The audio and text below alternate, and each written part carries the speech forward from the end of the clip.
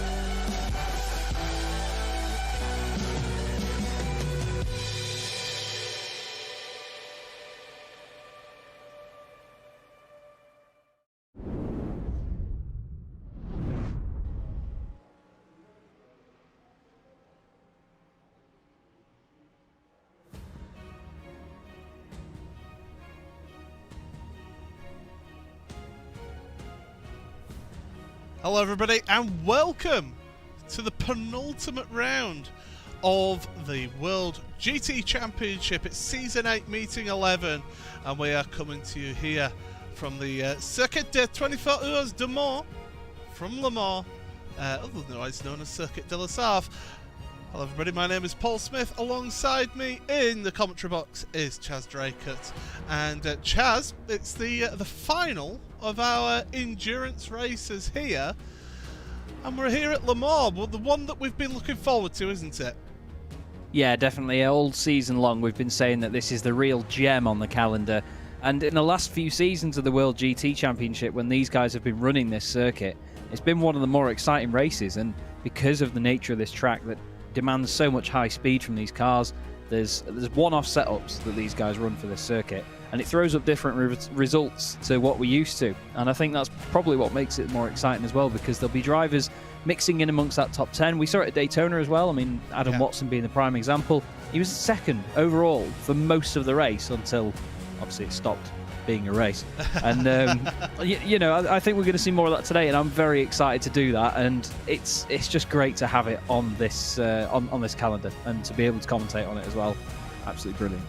Well, let's have a look at the calendar then, and as you can see highlighted, we're nearly at the end of the season. It is Circuit de la Sarthe. It's an endurance race. It's an hour and 45 minutes. We'll have plenty of chance to commentate on it and to discuss the intricacies of this event. But not only have we got the format here, we've also got the championship standings as they are at the moment. It is Moreno Sorica who leads this championship still. He's been up there all season long, but right there, it's really close between him and Michael Evdoka and George McClay. He's been in and around those points, picking up the points when he needs them in third place. Alex Arana been involved in a couple of incidents this season, and I think that's what's affected him and dropped him back a little bit in fourth place. Ross McFarlane up to fifth place, with George Thompson swapping places with Pete Harrod in sixth and seventh place. Carl Moore eighth ahead of Christian Rose. He's moved up a position there, and Harold Stadler rounding out your top 10. Now the Pro-Am, this is incredibly close as well, because Adam Watson currently leads that one ahead of Ethan Bass, but don't write out Lee or McCaffrey. Look at that, McCaffrey's jumped up from about 7th or 8th up to 4th place for this round. So great performance from him last time out. Mohamed Janko, Mike Horder with Chris Wood, Michael Gray, Alex Naylor, who could be a dark horse for a really good result here this week. He is in 9th place, and Mark Woodhouse rounding out your top 10 of the Pro-Am standings. And then the Am standings, this is what is getting me excited, because Lars van Ryn's moved to the top of the championship again. But anyone of that top 6 really has a really good shout at championship here. Yeah, they do. It's incredibly close. Really incredible, especially with John Roberts and Dean Powell as well being tied on points. I was talking to Morgan Butler earlier today, and he's really pleased, and not to sound harsh, but Dean Powell actually has an exclusion from qualifying for this race meeting as well. So it's all more important in these endurance rounds when people cannot qualify, because they don't get the benefit of having 3 sprint races to climb their way up over the course of the evening. They only get 1 race to do it. And to be honest, I think this could still go any way. Like you say, those top 6 with Michael Blake in there as well, there's no way to know at this point. With 4 races total left to go, one of them being an Enduro, which is going to throw up different results to what we used to, this is going to be pretty bonkers, I think.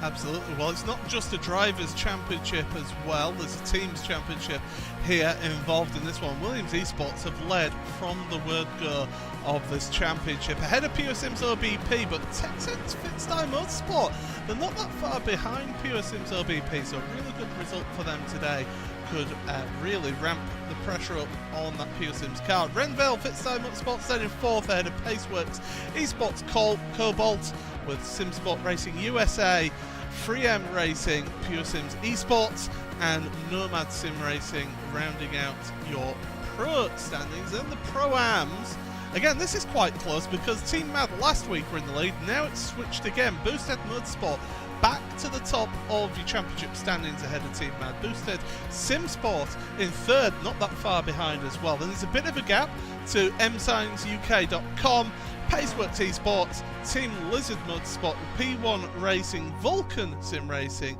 Century Sim Racing, and XVR Sim Racing, all down there towards the bottom of your Pro-Am standings. And I think they're trying to make the point there, Chaz, that there's plenty of sim racing involved in this championship with those names at the bottom. But that Pro-Am championship with the drive, as long with the AM drivers as well, it's been a really close fought thing in that championship, as we've seen all season long.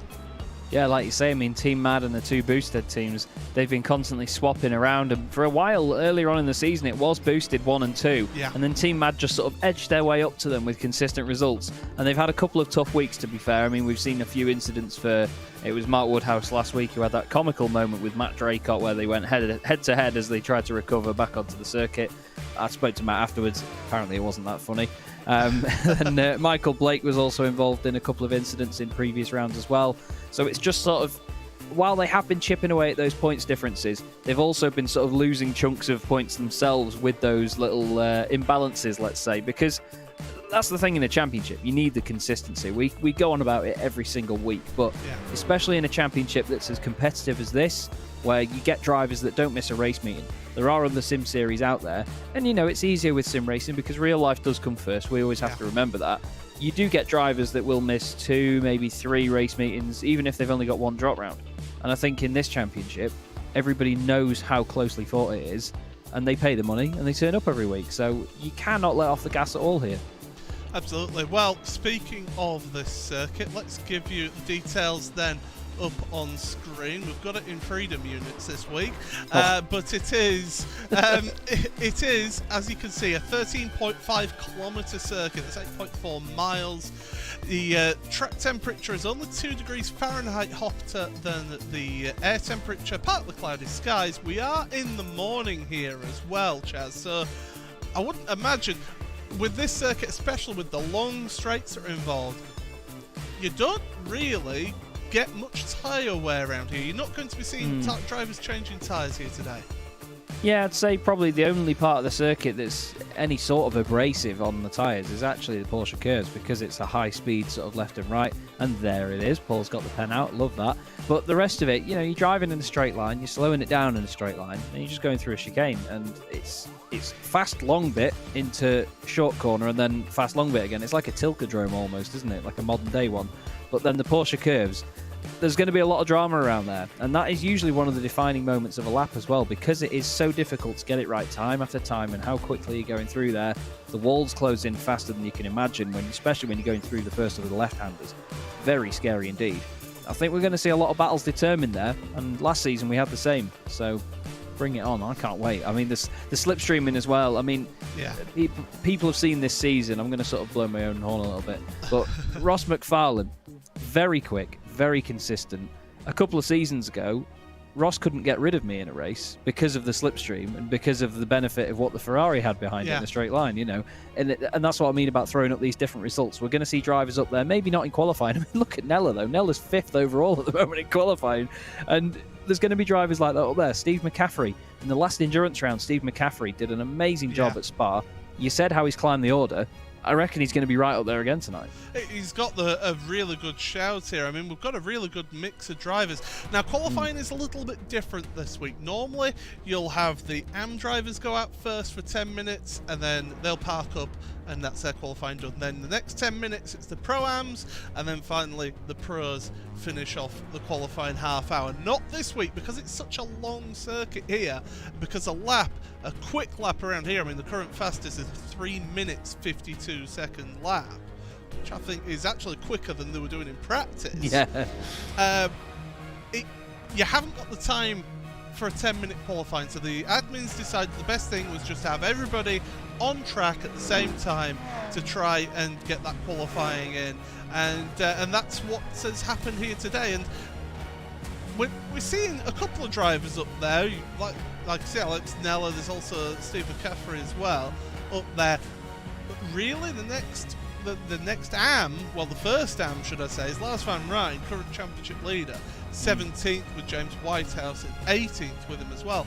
So we've not quite got the same mix that we usually see with a few more Pro-Ams up in that top 10 like we usually see with the normal qualifying process. Yeah, I think because of the length of the lap, there's more time for, let's call it, the difference in talent to make itself apparent. There's more time for these drivers to prove why they're quicker than one another. The straights obviously helping out the likes of Alex Nella in that Ford, the venerable Ford, as Paul has dubbed it this season. And I think that's going to be the only defining factor that is easy for these drivers to get around. The rest of it is just how you handle the circuit and how quick you are as a driver in general. It's still very much a driver's circuit, but it's just that it's dominated by those straights. So if in any way, it's got sort of a bit of everything, really, hasn't it? Absolutely. It's a cracking venue. We'll bring you up on the screen because qualifying is going to be nearly over. We've got the last few cars out on track at the moment. So there's a couple of drivers who haven't even set a lap time, Simon Underhill being one of them. James Whitehouse just coming through the Porsche curves right now, and he's finding himself down in 18th, as I mentioned, at the moment. Here he comes. We don't need to know that his name's James Whitehouse twice. There you go. That's the team that he's racing for. And, well, I mean, if you really want more data, we can tell you that he's from South Africa. I did not know that, actually, There I was, before all of the COVID restrictions sort of came back, let's say, I was actually going to be going down to Century Sim Racing and meeting James. He's invited me down there to go with Pete Harrod. And, yeah, unfortunately, not had the chance yet, but maybe at one point. We'll have to see. Here is Simon Underhill in this Ferrari. It looks like, hopefully, he will get a time in. He's been enjoying the Ferrari a lot more than the Audi, which is good to see, because Simon, we keep saying how much bad luck he has over each World GT Championship season. He's so quick on his day, but he just never gets the chance. Looking a bit further down the order, I mentioned before that Dean Powell isn't qualifying, which Morgan Butler would have been happy about, but it looks like Morgan himself hasn't been able to get a time in, so that's big news for him. Let's see what Simon can get out of this lap. Looks like he runs a little bit wide on the exit there, but I think he's got away with it. See where he ends up. 18th, so right in front of James Whitehouse. So Lars van Rijn will be happy about that. Moving him ahead of Lars. Who else is out there on track? Ross McFarlane in the 3M car, currently heading towards the Porsche curves. We'll actually have a look from on board Ross's car here. The roar of that engine. But this Mercedes, Ross hasn't been enjoying himself in this car. and he says he's been struggling. Well, he's struggling that much that he's in 4th place. The problem for him... Heart bleeds. Yes, it's really bad, isn't it? The problem for him, however, is he's 1.3 seconds off of pole position at the moment. This is his final opportunity. He might just be getting a bit of last-minute practice in to maybe get himself into pit road. Nope, he's going to throw it into the Ford chicane for the final time here. So we'll see what sort of time he can put up there. But he can really throw that Mercedes over those curbs. Looks like you can. He's been playing less Minecraft this week, so he might be a bit quicker. Let's have a look what he can do. Cross the line and pulls it over straight away. Bit quicker. Yeah, only a tiny bit. But only a little bit, not enough to improve a position. Lars van Rijn, he's the last driver out there on track at the moment. So we'll watch him come around here in that that rather fetching boosted SimSport livery. And, well, as they head on through, of course, they're also supporting Mind as well as the Pace Works esports cars as well. And Morgan Butler, he's running a different livery on his SimSports Racing USA Audi. He's got pink highlights on that car as well. Lars does usually run the pink as he crosses a line. See whether he gets an improvement out of that. He does improve, but only slightly. A 3:57.489, so he stays in 17th place. Not a bad session for Lars, though. He'll be happy with that. And if anything, he just wants to stay ahead of these AMs, try and keep it safe over the course of this race. And I know that Lars is actually very good in an endurance format, so... He's certainly made an idiot of me in previous endurance races last season. So I'm excited to see how he gets on. Obviously, with his championship on the line with one race meeting to go, there's plenty to put on the table here for these drivers. But yeah, this should be, I mean, like we said at the very top of the broadcast, Paul, we've been waiting for this one. This is going to be a real corker. Yep, so we're just waiting for the clock to tick down to 0 before we will be able to bring you your qualifying grid. But... yeah, it certainly is looking to be a really competitive field out there.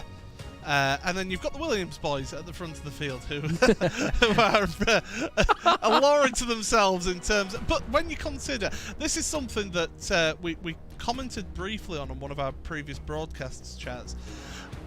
The Williams team has really stepped the level of competition up a level this season, haven't they?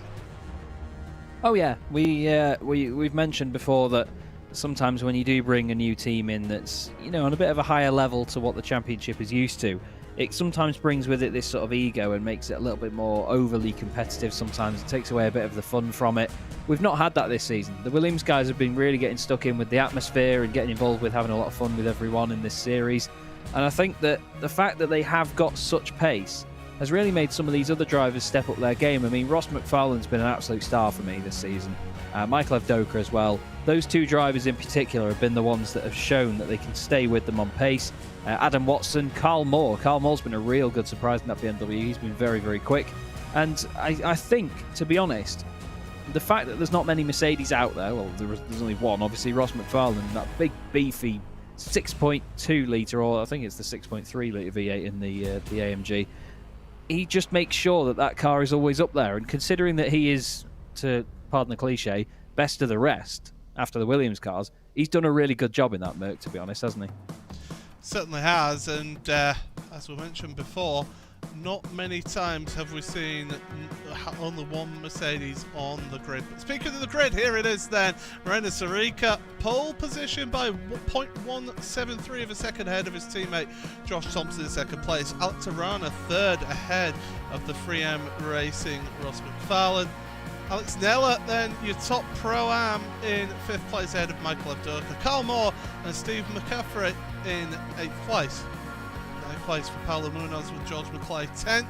Daniel Lee 11th ahead of Mohamed Janko in 12th, with Pete Harrod, the reigning champion, 13th ahead of Mike Horder 14th. Cam Dance, he'll be a little bit disappointed about that qualifying down in 15th ahead of Ben Hackerson, who's actually in the Mercedes. He's not in the Ford like he was for a little while.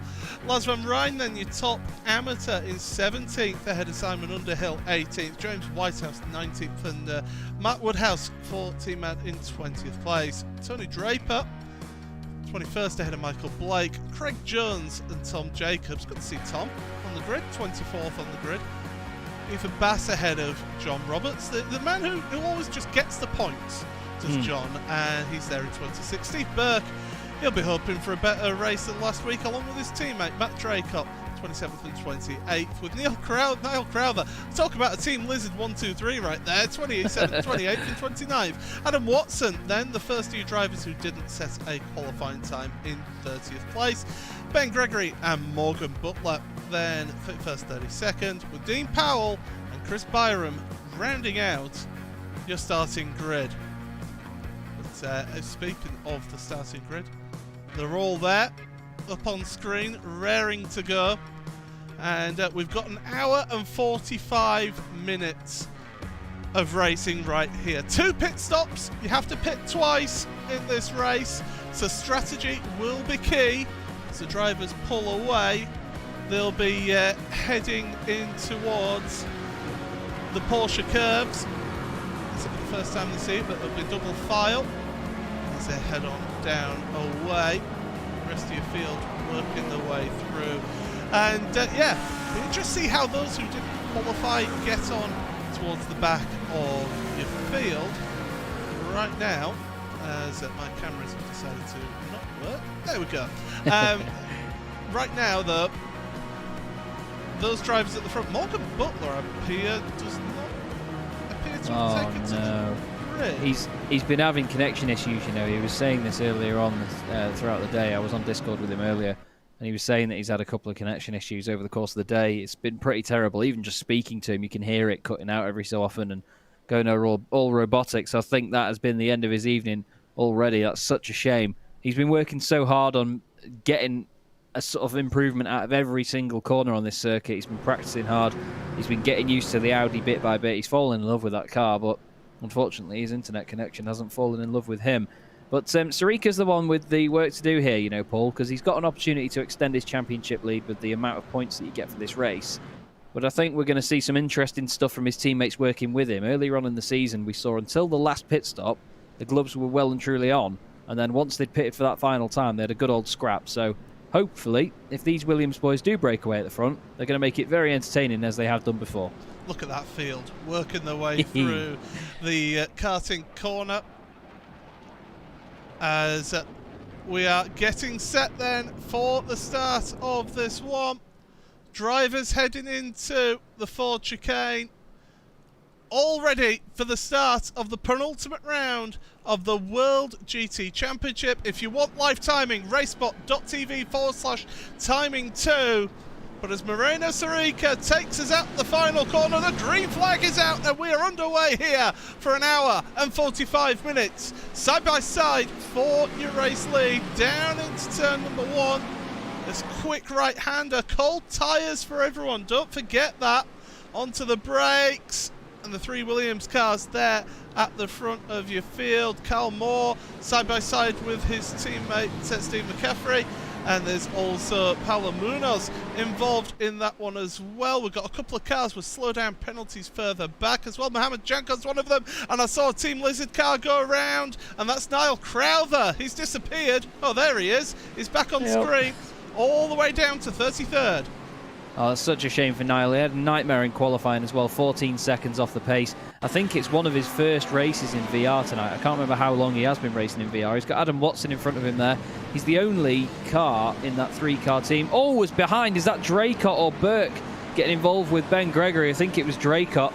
Interesting start for that. And oh, it's just on the power, isn't it? It's easy to do that in the Ferrari. And it was Draycott. I can't believe that he didn't actually completely spin there and lose all them places. Let's see what happened here. Yeah, so it's Gregory's behind Draycott. Oh, he's losing it.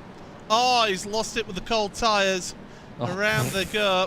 Ben got the worst end of that, didn't he? Yes, he certainly did. But we'll go back to live pictures then, down the Mulsanne straight for the first time. Just look at that field, working their way down towards the second chicane. It's the 3 Williams cars at the front of your field, and in fact between Evdoka and Carl Moore there's a bit of a gap between those two. You can see the weaving going on further down in your field, as well as drivers trying to sort themselves out further down in your field. But these drivers, as they come out of the second chicane, headed towards Mulsanne corner for the first time. It's all about the slipstream, all about the top speed, and we're going 3 wide here, 9th, 10th and 11th, McCaffrey, McClay and Daniel Lee. Well, this is feisty already, and they know that the golden opportunity to try and get to the front of this pack is now. You've got Harrod weaving around behind them, trying to find any sort of advantage. He's now down the inside of the Ferrari of Daniel Lee. Gets it done through Mulsanne. Nicely done. Oh, and it's a slowdown penalty for Steve McCaffrey. That's a nightmare around here on lap 1. Such a shame he's going to hemorrhage positions there. He's really not going to be pleased about that. Looks like Ben Gregory is caught up to the back of Matt Draycott again at the very back of the field. But a bit of an unfortunate incident for Ben there. I mean, I may have laughed and joked about the fact he got the worst end of the stick, but it was just very unfortunate positioning. This here is Ben Hackerson, and there is more than one Mercedes in the field. Please do forgive me, Ben.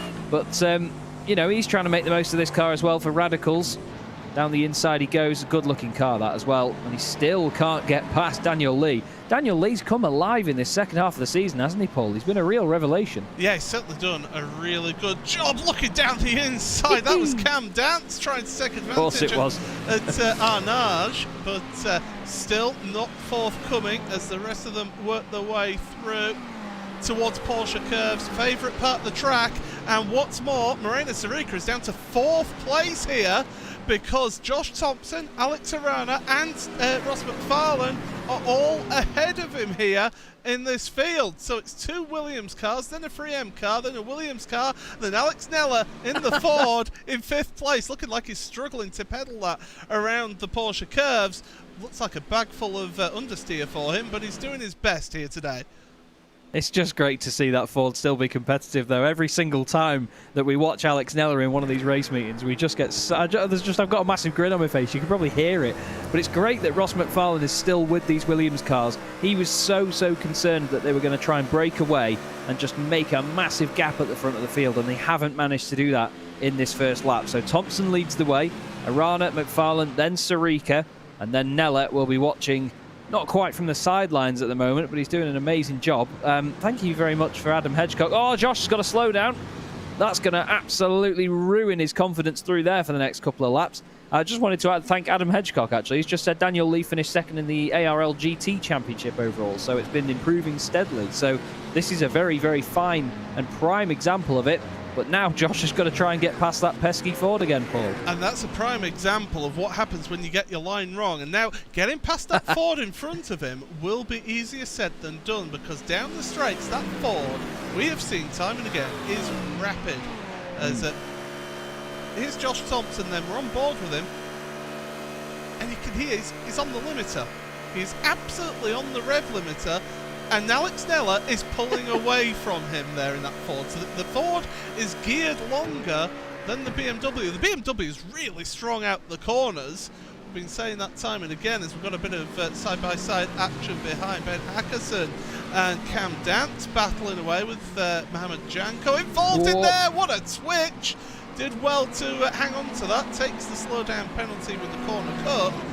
But Hackerson, big moment there into the first of the Mulsanne chicanes. I think he'd rather the slowdown than put it in the wall or into another car, though. I'm pretty confident on that one. Lars Van Rijn just behind him as well. He's also in there with James Whitehouse.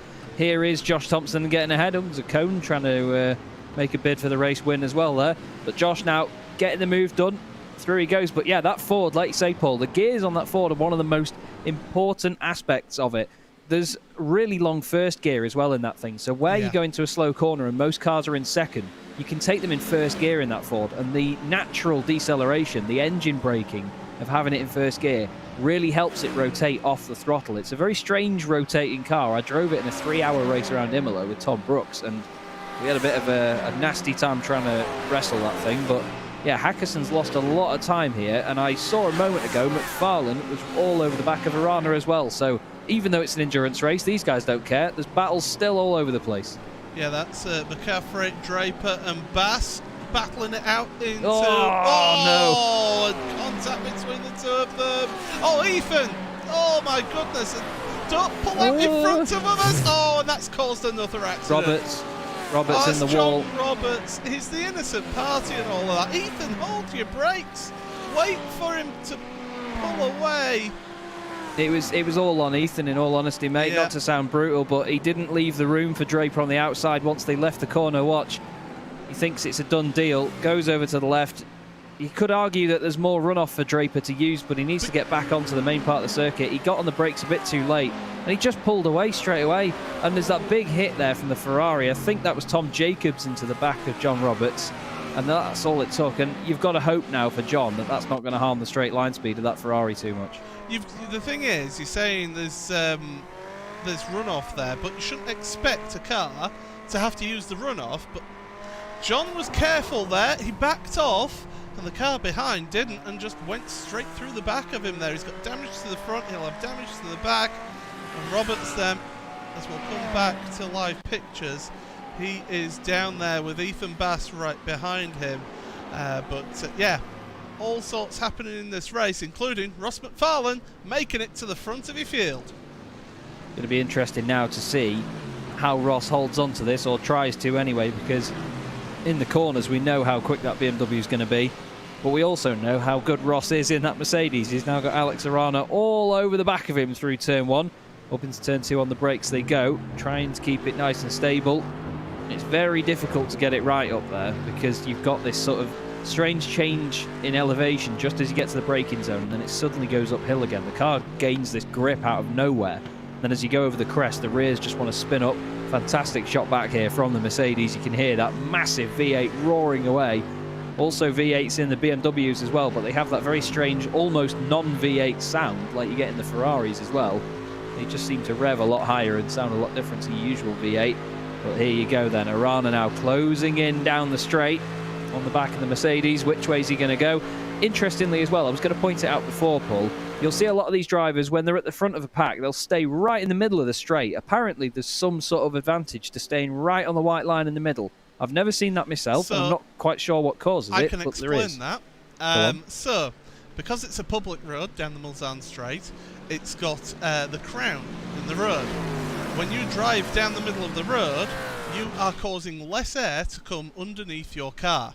Therefore make it slightly more aerodynamically efficient, and therefore getting an extra kph, 2 kph down the straight. But here we go, battle for your lead, Arana and McFarlane. I think they're going to be giving us battles all the way through this race, or at least up to the first pit stop, and then we'll see the difference between the BMW and the Mercedes. Chris Byram, however, he's having a trip to the kitty litter. It's time to get your bathing suit on, Chris, because you're spending time in the sandpit. Yeah, he's not going to be building any sandcastles, that's for sure, but now he's lost that place to Ethan Bass. Let's see how he ended up taking a trip to the beach. Hopefully no contact from behind. We can see drivers losing it here all race long, trust me. Just as you turn it in on the brakes and you downshift, it'll go around. Tom Jacobs getting on the brakes there to avoid him. Luckily, doesn't hit anything, does Chris Byram. And now, I imagine, Paul, something's about to happen to Mohamed Janko. Yes, this is Mohamed Janko and I believe Simon Underhill together. Second Mulsanne chicane, onto the brakes, and Ferrari to the inside. That was never going to come off there. And Simon got hit from behind as well. So the two of them will have a look at that from on board Simon Underhill's car as he gets back up and running. But we'll look at that from in front. He's not really close enough into the braking zone. He's decided, I need to throw it down the inside, and then bang, from behind, he gets hit as well. So 2 for the price of 1 out into the top left pocket. Yeah, it seemed like he wanted to put his nose down the inside, get into Janko's head a little bit, but he just overdid it and he was way too late on the brakes, and then unfortunately the car behind wasn't ready for him to check up as well, and he kind of got what was coming to him there, I'm afraid, did Simon Underhill. But he's going to have a nice fight on his hands to try and get back through. Ben Gregory up to 23rd place, by the way. He's actually, well, he was 23rd at the start of this lap. He's actually a little bit further up than that now. He's into 20th position, so he's doing a fine job at recovering. He's overtaken Craig Jones in the Audi, who is just behind him now. Ahead of him is another Audi, Steve McCaffrey, down in 19th. He was much higher up before, but obviously those slowdowns, that really shows you how much you lose in a slowdown on the first couple of laps, doesn't it? It certainly does. It really is a really big effect, especially in the opening couple of laps where maybe you haven't got a clean sector, because in iRacing the slowdown penalty is affected by how much of a clean sector you get through, as 2 of the boosted cars going side by side. There's also, so Mike Horder and Lars van Rijn swapping positions there with Ben Hackerson not that far behind them. Michael Blake, and also, we've got a car off, and that's going to be Craig Jones. That's in karting corner, or Corvette corners, whichever you want to call it. Significant damage to the right-hand side of his car. It's an Audi, so knowing the Audi, as we'll have another look at a different replay as well after this one. Oh, he's lost it on the exit of the corners. Oh, got collected. That was the car that was just behind Underhill, wasn't it? Was that Tony Draper? He's in the pits, so... Yeah, well, Tom Jacobs has had an issue as well. And there's a car off. Draper and Underhill got together in front of him. Oh! Tony, what was he doing there? I don't know whether Tony pulled onto the circuit again. Right, let's have a look. We'll have a look. On board then with Tony Draper. So there's the... Oh, yes, it was Draper who hit. Oh, he got away with that. He did get away with it. But then into the chicane, the full chicane, Tony Draper. Contact between him and Simon Underhill. Bang! Right, hold your brakes, Tony. Hold your brakes. Tony. Keep it off the road. I'm sorry, that was poor. Yeah, that's... So I'm going to be a bit brutal here, but Tony's not been getting the best reviews in the Discord chat for his driving as of late, and I think that sort of highlights it in everybody's plain view there. I think, to be honest, the first contact, maybe Simon turned in a bit early. Yeah. That pitched the car around, and he couldn't actually sort of stop it from spinning, and that's why he then hit Draper the second time. But then after that, you've got to hold your brakes. We've seen it twice already now that these drivers, once you go around, you need to slam on. No matter what, no matter where it puts the car, just slam on for the safety of it. You're not in an unpredictable position for everybody else then. And it's such a shame to see, because, I mean, we've been praising the standards all season, and to be honest, the majority of it's been absolutely incredible considering the calibre of drivers that we've got. But, I mean, look at these lot at the front now. It's the three Williams cars having a dance with Ross McFarlane. And I'm sure Ross is loving this as well, because he likes a good battle, doesn't he? Oh, absolutely. He loves getting his teeth stuck into a good battle. But right now, these drivers, the best thing they can do is almost like at the head of a peloton and just work with each other and just get each other one in front of the other and just try and pull away from the rest of your field. I mean, they've got 3.1 seconds now over Alex Nella, who's in 5th place.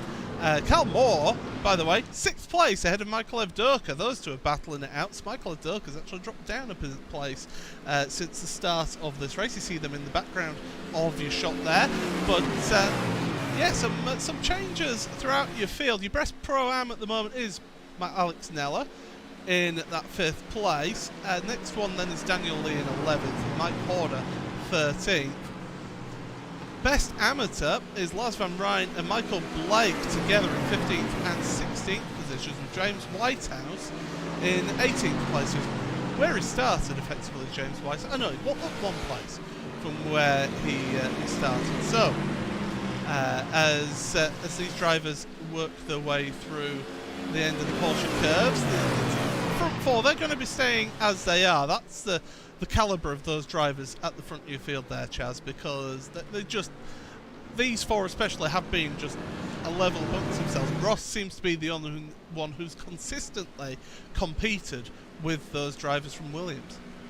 Yeah, I'm a bit unsure as to what's happened to Michael Evdoka, because he was one of the drivers at the very start of the season that was looking like the one to challenge them, but that's not been the case for the rest of the season, I'm afraid. George McClay's usually right up there with them as well, obviously. He's in 10th position at the moment as we go on board with Michael Blake.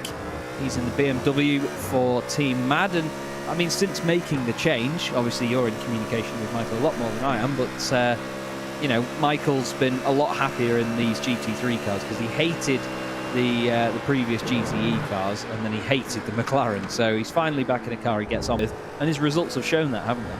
Certainly have. He's really picked up the second half of the championship in that BMW. That's rather an aged car now, is that one, to be fair? Is that BMW, but then again the McLaren in front of it is not that much older, not much younger than that one. Ben Hackerson, Mike Horder, by the way, have switched positions. Mike Horder doing a really good job. They're in 13th place for Boosthead. In fact, he's hanging into the coattails of Cam Danzig and Daniel Lee as well. A queue of traffic here from 11th down to about 16th. Yeah, Mike Horder, don't forget, reigning Pro-Am champion in the World GT Championship. He did that last season in a Mercedes. You can see Michael Blake in the background trying to find one way around Lars van Rijn's McLaren. But yeah, Cam Dance has been very quick this season. So too has Daniel Lee, especially in the second half. So Horder, he knows what he's doing in that McLaren, but we've seen it catch people out. It's always been known as a bit of a death trap. It's very oversteery in fast corners, and it's very snappy. That's always the word that people use. It's snap oversteer, and sometimes you just can't save it. I mean, we had the Sim Sports Racing USA team last season. It was Andy Shield, Pete Harrod and Ben Palmer that were incredibly enjoying that car, especially at Bathurst. I mean, I watched one of Ben Palmer's on board laps, and anyone that knows Ben Palmer and how he drives, he's a very exciting driver to watch. He's always on the limit, absolute king of sending it, and it was frightening. I mean, I was like holding on to my seat watching them try and wrestle that McLaren around Bathurst. And even in a circuit like this, you know, through the Porsche curves, I'd close my eyes. I just honestly, it scares the life out of me, the thought of going through there with this car. And Cam Dance at the moment, he's going to have to start defending here, but he won't want to because he'll want to stay with Daniel Lee. You've just got... It's just a bit scary, really, because as soon as you lose that draft, it sort of puts you in a bit of a dead position, really, doesn't it? Yeah, losing the draft is possibly one of the worst things you can do here at Le Mans. There's such long straights here, and these drivers certainly having to work together in little bunches. We've got little clumps of cars out there on track, as here comes Mike Horder to the inside. Cam Dance acknowledging that he's got the run there, so through he goes and up through into Indianapolis once again. And well, these drivers, Ben Hackerson behind, he's around. What on earth has happened to the Mercedes driver? Well, he's lucky that he's got a bit of a gap there to get back up and running. So what has happened to Ben Hackerson here in Indianapolis? Oh, I hope he's not had a touch. Looks like Michael Blake's getting a bit sendy down the inside into Indy. The right-hander, a little bit late on the brakes. Carried too much speed. Yeah. And to be fair, great avoidance from the other two as well. That was really good stuff. And he's lucky because he's not got damage on the car now, so he can at least use it to its full potential to try and catch up again. Yeah, absolutely. We'll have a look at this from on board Michael Blake's car then. So watch the car in front, just carrying a bit too much speed. It acts like a pendulum once it goes. Great awareness, great avoidance to keep it out of the way there. So good job from both Michael Blake and Lars van Rijn. But that does bring Matt Woodhouse, James Whitehouse, Steve McCaffrey, Ben Gregory all into this battle now for 14th. Yeah, that's it. These battles can open up and close up again very, very quickly. And you'd just think it was a 6-car race at the moment because there's barely anybody else in sight. There's Hackerson in the background. He's almost in Germany. He's that far away. But I think, to be honest, these battles in the middle are going to be the very interesting ones to watch, because don't forget, you've got 2 mandatory pit stops over the course of this race that these drivers have to complete. And we've seen it shake up the order a lot before. Ben Gregory, fantastic recovery drive, considering that my brother absolutely nailed him at turn 1. And, you know, Ben's usually one of these drivers where, I mean, he won't mind me saying this, in the past, he's shown that he loses his head quite quickly in scenarios like this. As he there you go, that's commentator's curse for you, Ben. I'm sorry. I'll leave him alone. But I was going to say, recently, Ben has just sort of found this composure in his driving, but he's just thrown it out the window now, hasn't he? Well, right as he's singing his praises, he must have known that we were on board with him then. He thought, I'll give them something to talk about here. Matt Woodhouse and James Whitehouse. Whitehouse with the slipstream down the Mulsanne straight. And he's going to go into the first of those chicanes, onto the brakes. If you're Mark Woodhouse, you allow him to go past, because then you get the run out of the corner. Although Woodhouse with a bit of a slide job there. That's allowed Steve McCaffrey to be able to hook on to the back of him and try and put the pressure on himself. So front 4, by the way, are Arana, McFarlane, Sarika and Thompson. You ever get the feeling that people now are just trying to settle themselves behind Arana and deliberately keep him behind Arana right now to get some fuel saving done, as here comes Woodhouse to the outside. And that cone was getting close to retirement, but there you go. Matt Woodhouse is no respecter of cones around this track. And they're back up underway through the second of the chicanes. But yeah, those four at the front, do you have a feeling they're just settling themselves in and deliberately staying behind around them? Yeah, definitely. Some of the guys in chat as well were also saying before the fuel strat is beginning, and I'm not sure what that cone had done to Mark Woodhouse, but I feel very sorry for it. It's, the invisible iRacing marshals that managed to put these cones back on circuit again so quickly, we have to take our hats off to them. But look at Ben Gregory, he's honestly on a real charge here, and I'm not trying to do this to get him off the circuit again by singing his praises, but honestly, he really is on a charge here. It's been a great comeback, because around this circuit, if you drop down to the very bottom of the order and have an incident, it's so difficult, really difficult to catch back up, get into the slipstream of other cars, make it through, and then go ahead as, oh no, we've got an issue there for Chris Byram at Mulsanne Corner. How many times have we seen people lose it there, Paul? On the downshift, the car just gets a little bit unsettled, and around it'll go. Well, there is Ethan Bassin around, but I don't think he'll be close enough to actually make any contact. I think this will just be all on Chris Byram here. So onto the brakes, downshifting, momentum. Well, I mean, that's the Newton's laws right there. and that's exactly what we're getting right now, as Chris Byram Austin powers it a little bit and then gets back up underway, but he's further down the order than he would like. Ben Gregory, though, we're mentioning the charge that he's on. This is through the Porsche curves. You don't do this through here. Ben does. By the look of it, you know, Ben's I mean, we've both raced against Ben for years on iRacing from the very start of BSRTC back in the day, or back in day as you'd say, and to be honest, Ben has always been a feisty racer, and I admire that about him. You know, he's always getting involved in battles, sometimes maybe putting it where drivers wouldn't, but they're usually the more exciting drivers to watch. And I think in this BMW as well, he's really come alive. He's running in this series as a privateer. He's done that Jericho livery that he's running himself, and he's done a lot of the liveries as well, which he's been sharing on Facebook, and it's going as quick as it looks as well at the moment. And he's really hustling forward, though. This drive, like I say, I'm going to keep saying it until he gets further and further up, but it's been a real good recovery. And we've got cars into pit road. And no, that isn't last night's curry making that noise. That's the pit entry horn. As Simon Underhill and Dean Powell onto pit road then for their first pit stop. So around about that time where you will start looking at making those pit stops here. But one final point about Ben Gregory before we move on.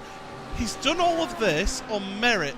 From having that incident at the start, getting up through the field, he's done it all on merit. So that's worth pointing out there for him. So hats off to him. If I could take my hat off with this headset on. But we've got Mike Horder and Daniel Lee side by side, heading into the first of the Mulsanne chicanes. It's going to be a switch around the position. Daniel Lee ahead of Horder. But these two and Cam Dance have been switching positions left, right and centre. I just have to ask, Paul, what sort of curry was it? I'll be honest with you, I'm lying. I didn't have a curry last night, but I had a pizza. Oh, same. Hey up. I want a booner now. Anyway, someone that's going to be hoping that he had a booner the night before is Daniel Lee. It might give him a bit more waft down the straight, or give them something to waft into. Mike Horder, though, he's all over the back of him as it stands, and we're going to get this, aren't we, with these battles where the drivers just swap around again and again and again as they go down the straight each time, get back into the slipstream, and you can get removed from the YouTube chat. I must say, I love those boosted cars. They've always looked pretty, and this new spec map that they've got with this sort of dazzly camo pattern all over it, despite the black sections just being black, they've got this matte effect and then glossy areas as well, and it looks absolutely brilliant, really does. Yeah, as they head on through, people have certainly been taking advantage of the spec maps. Here's Ben Gregory now, side by side with Mark Woodhouse. But Woodhouse, just with that extra top speed there, I think that damage on the left-hand side of Ben's car is just hindering him now in progressing much further forward. But once he gets that pit stop done, he's got a tough choice ahead of him. Does he take the fast repair, the one fast repair that is available to the drivers in these endurance races, or does he just try and take whatever repairs he can get and just live with it? I think at this point he's proving that he can still move forward with the damage. I think it's worth saving that fast repair unless anything else happens over the course of the race. You know, we've still got an hour and a quarter left to go at least. So we've got plenty of time. We've got a spinner. And it's James Whitehouse. Oh, no. Into James. the wall at Indianapolis. So easily done. I guess he knows that there's no cars coming. People around. Oh, I'd hope so. Oh, God. I thought he was going to carry on going all the way across the apex then and turn, but I heard yeah. the tyres. That's what I heard. It wasn't last night's curry. Carrying with too much speed into the corner, and he does make contact with the wall. And then has to wait. And then he sets off, and then he goes, oh, no, let's reverse it. Let's do a 3-point turn here. You'll be... and there you go. There's Mohamed Janko. Gets up and running again. But lost himself a lot of time just with that one little mistake there. Down to 22nd here. And 222 is the number of his teammate, Tony Draper. And probably the number of incident points he got as well. Kieran Chung, by the way, in the chat. At least I really hope that's Kieran, and I've got his username right. He's actually said that Ben Gregory's let Stephen and Mark back through because he hit Mark in the second chicane. So, you know, a nice bit of sportsmanship there from Ben, just to say, look, I don't want to gain positions by contact. And a lot of these drivers are all the same like that. You know, they will give positions back. We've seen it over the course of this season. I mean, even in real life motorsport, you still see it as well. We saw it over the weekend in the BTCC. And again, it just highlights how much sim racing does reflect real world motorsport. Over lockdown and the whole corona pandemic, it's highlighted so many different aspects of sim racing that you can translate into real stuff.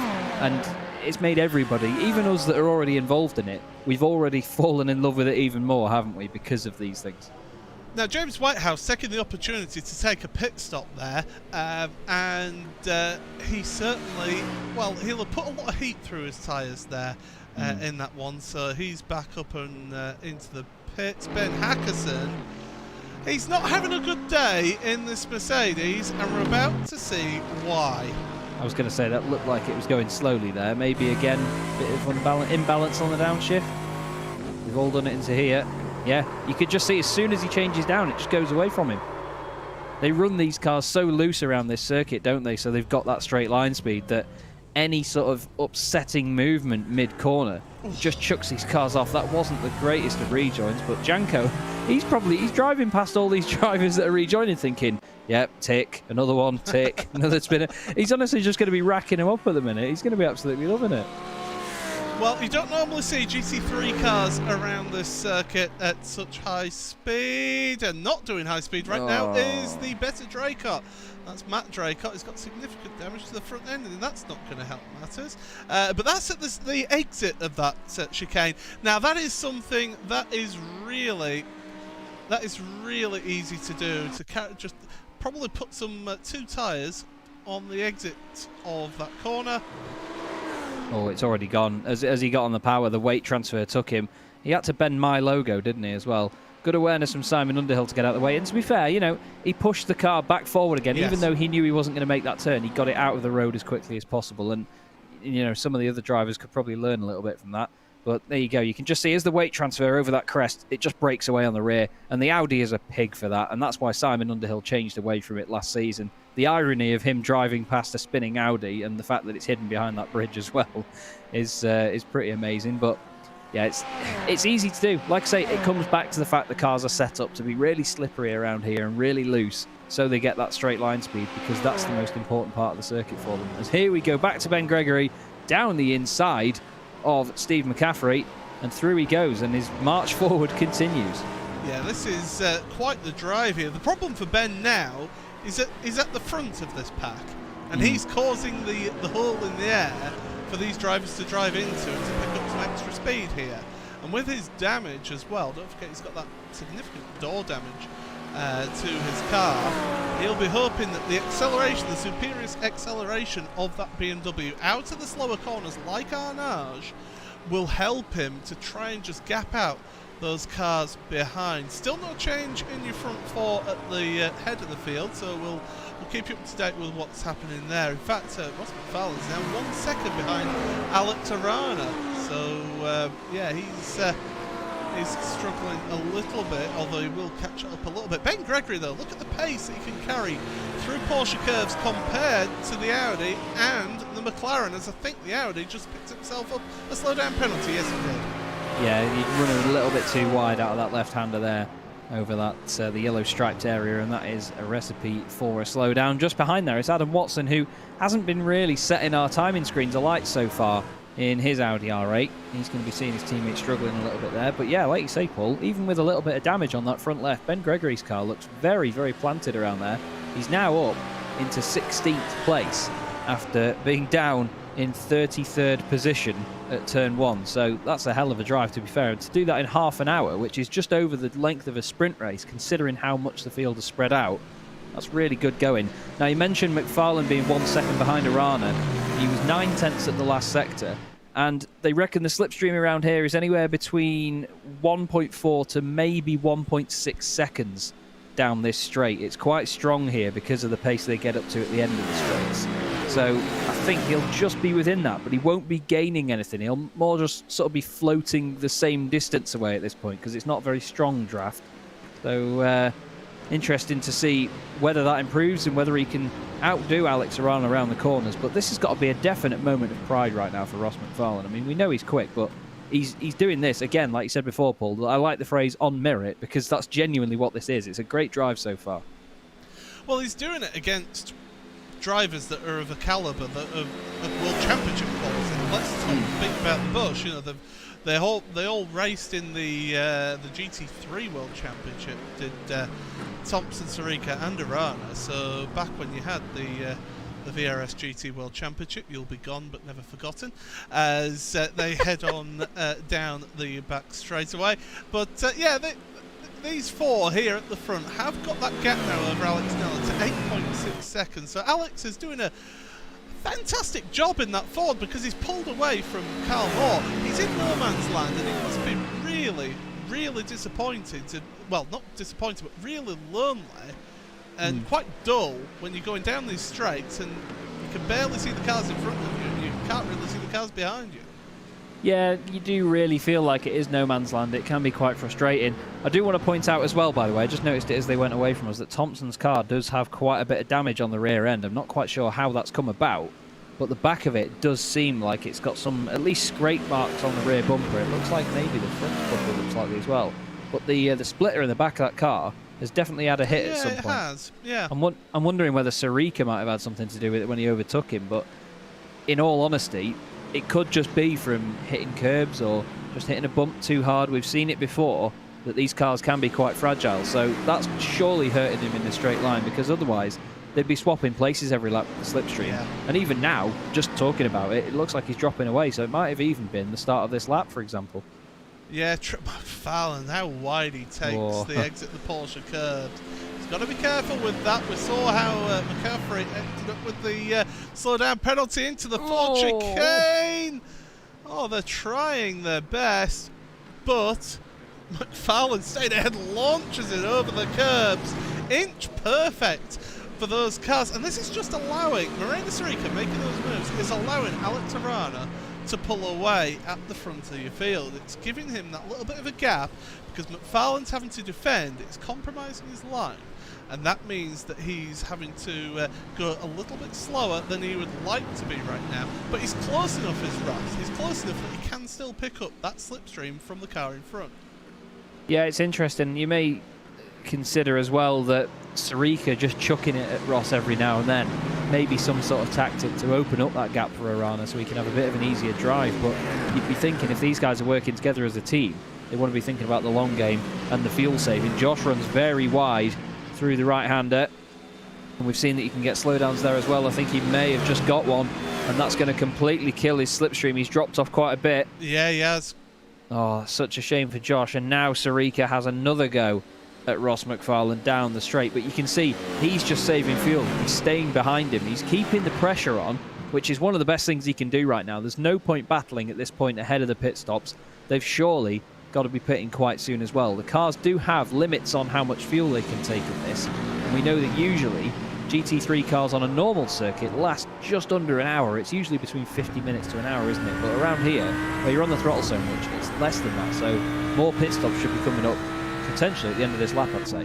Well, Ben Hackerson's on pit road, so too Chris Byram. We've had George McClay take a pit stop as well. So we've got a number of drivers who had their first pit stop here. Adam Watson we're on board with at the moment, although we might have to have a look at Mohamed Janko, because he's had a moment at the Porsche curves. It's so easily done there.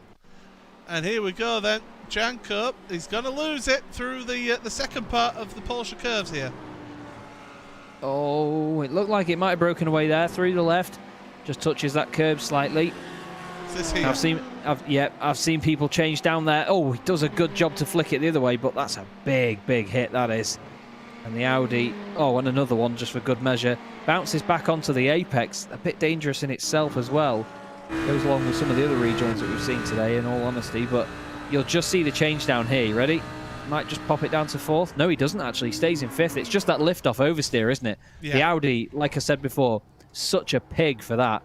He just needs to hold the brakes, though. Well, I think he was concerned with that car coming round and just wanted to make sure he got out of the way, and I think that's why he ended up back into the barrier there with that one. So I think it was just more concern about keeping out the way. But that's Janko back to the pits. He's already pitted once in this race, so this should be his second. Oh no, it's saying one pit stop for him on my maybe he's just not. Here. He might not have completed it yet. Yeah, that might be why. Maybe. Sarthe going to the grass here on the entry to the Porsche curves with Ross McFarlane.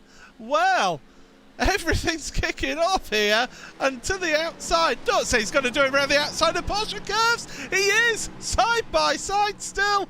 Oh my goodness, this is who's got the biggest cojones right now. And Ross McFarlane there on the inside. He's got to try and hold it there.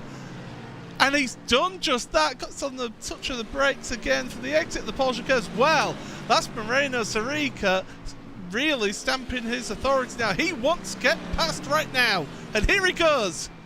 Oh, he's trying it again, but he knows they're both going in the pits. Oh, Arana has a little bit of a moment on the way in. That was gutsy stuff from Sarthe, but wow. Ross McFarlane holding it around there, like you say, cojones, Paul, flipping heck.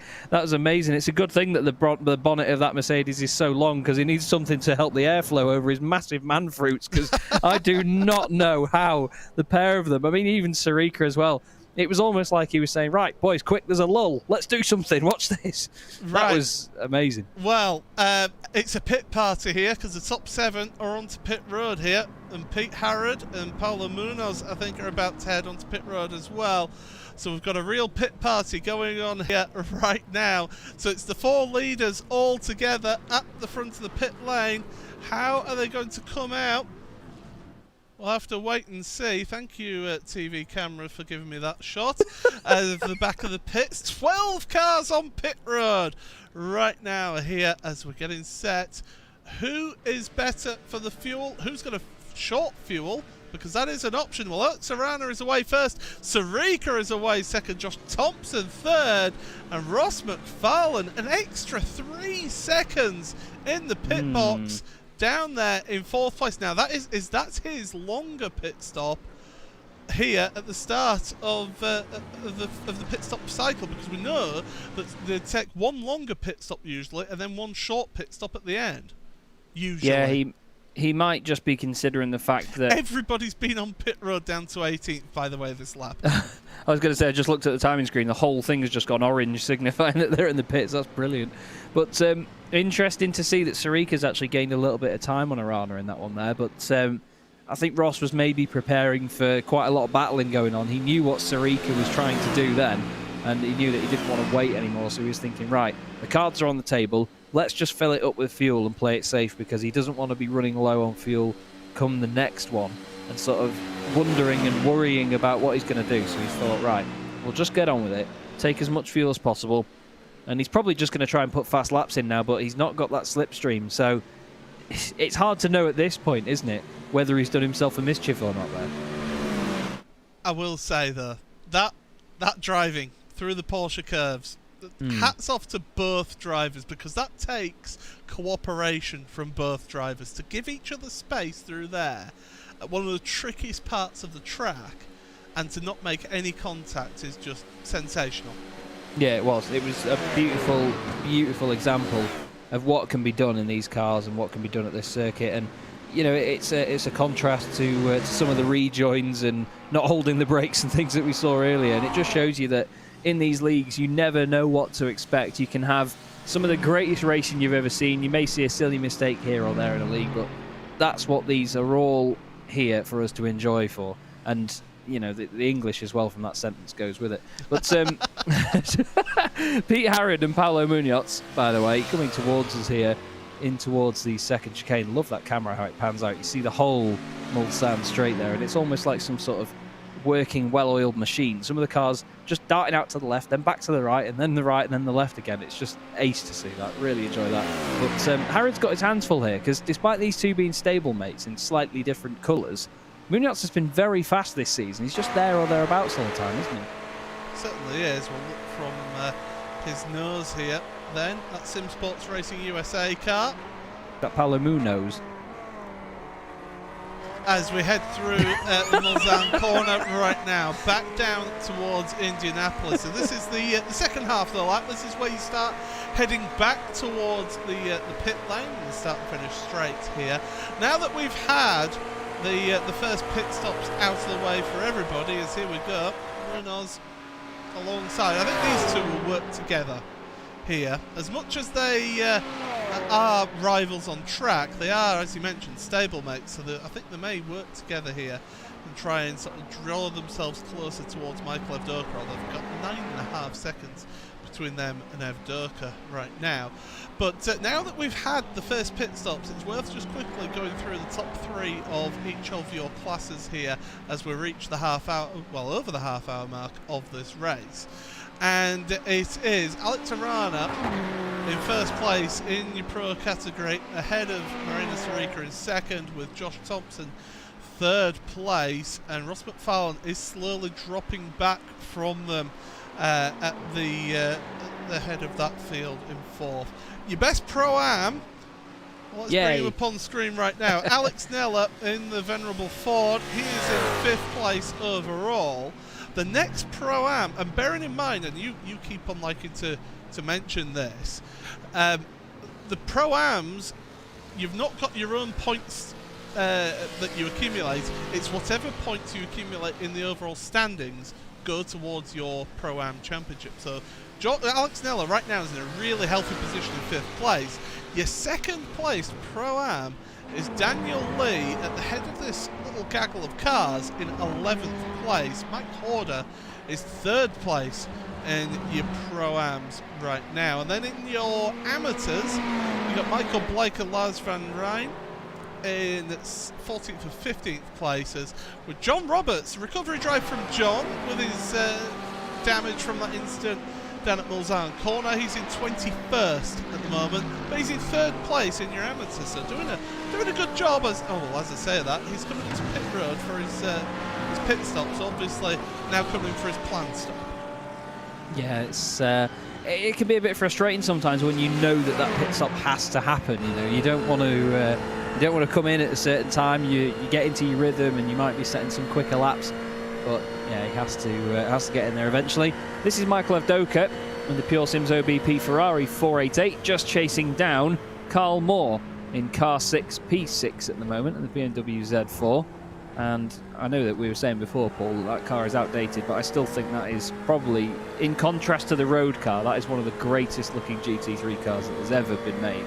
That Z4, and they followed it up with a very good looking M6 as well, which is being retired at the end of this year to be replaced by the M4 GT3, which, let's face it, is one of the worst looking GT3 cars ever made, in my opinion anyway. I don't have an opinion on that. As somebody who has previously done BMW events. Oh, heck yeah. Quick, run.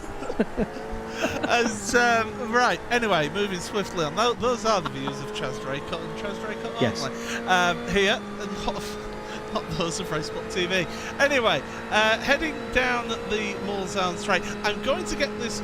It is a tradition for me to mention this fact about this circuit at Le Mans, which is, of course, the length of the Mulsanne Straight, as Michael Avdoka looking to the outside of Carl Moore there, the length of Mulsanne Straight is the same length as the Sebring International Raceway.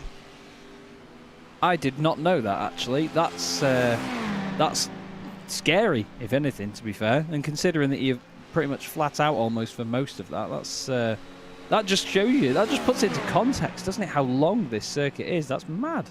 Really is mad. Well, you think that Sebring International Raceway is considered one of the longer and greatest endurance circuits in the world, and yet it's the same length as the Mulsanne Straight.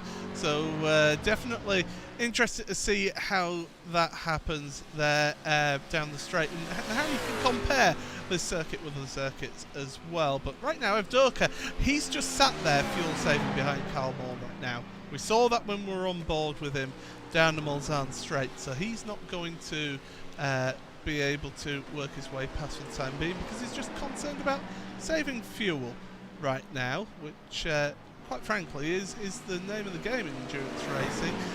Close action further down, two Pro-Ams, Tom Jacobs and Ethan Bass, they're teammates in the Renvale Fitzdyke Motorsports team, and they're close together, less than a tenth of a second between them. In fact, Tom Jacobs has made his way ahead of Ethan on this lap. Yeah, these two definitely teammates, but let me tell you this for free, they're not going to race like they are. The pair of them do like a bit of an elbow out here or there, and you know, they're both quite fierce racers, one in the Ferrari, one in the Audi, which makes it a little bit more interesting as well between how they get on. But at the moment, Tom not doing the worst of jobs in the world. 26th after starting at the, I think he was at the back of the grid, was he? Oh no, he was just outside of the top 20, but obviously he got hit before, didn't he, by by the wayward Draper that was spinning. So yeah, he still had to recover, and so has Ethan as well. You know, they both had to come back from their own incidents. Steve Burke has also had to come back from some sort of incident. He was 1 minute and 8 seconds in the pits, actually. He's down in 27th in the Team Lizard Motorsport Audi, and I'm not quite sure what caused that there. So it's a shame to see. I'm a bit bemused by that one as well. But although saying that, I mean, the long pit stops have been around about 30 seconds, so maybe he actually just took tyres and forgot.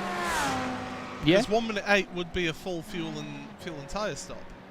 Yeah, that's true. Yeah, he might have taken them early on, or just felt that they were going off. So he may have thought, you know what, I can make up that time, despite how sort of long this lap is here.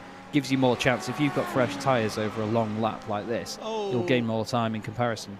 So Chris Byron, we've had news, has had to retire because his brake pedal has failed as he was coming into the pits. The pin rod has gone and worked its way right throughout the oh heck. So yeah, that's going to be Chris out of this race. So unfortunately for him, he's taking the rest of the race off here. So technical failures abound. Now, I want to draw attention to the front three. Josh Thompson's caught right up to the two in front of them. And it doesn't look like he's fixed that damage either. It looks like he's chosen not to fix that in the pits, which is a very odd one. But, you know, he may not be feeling it that much. Maybe he's just not been...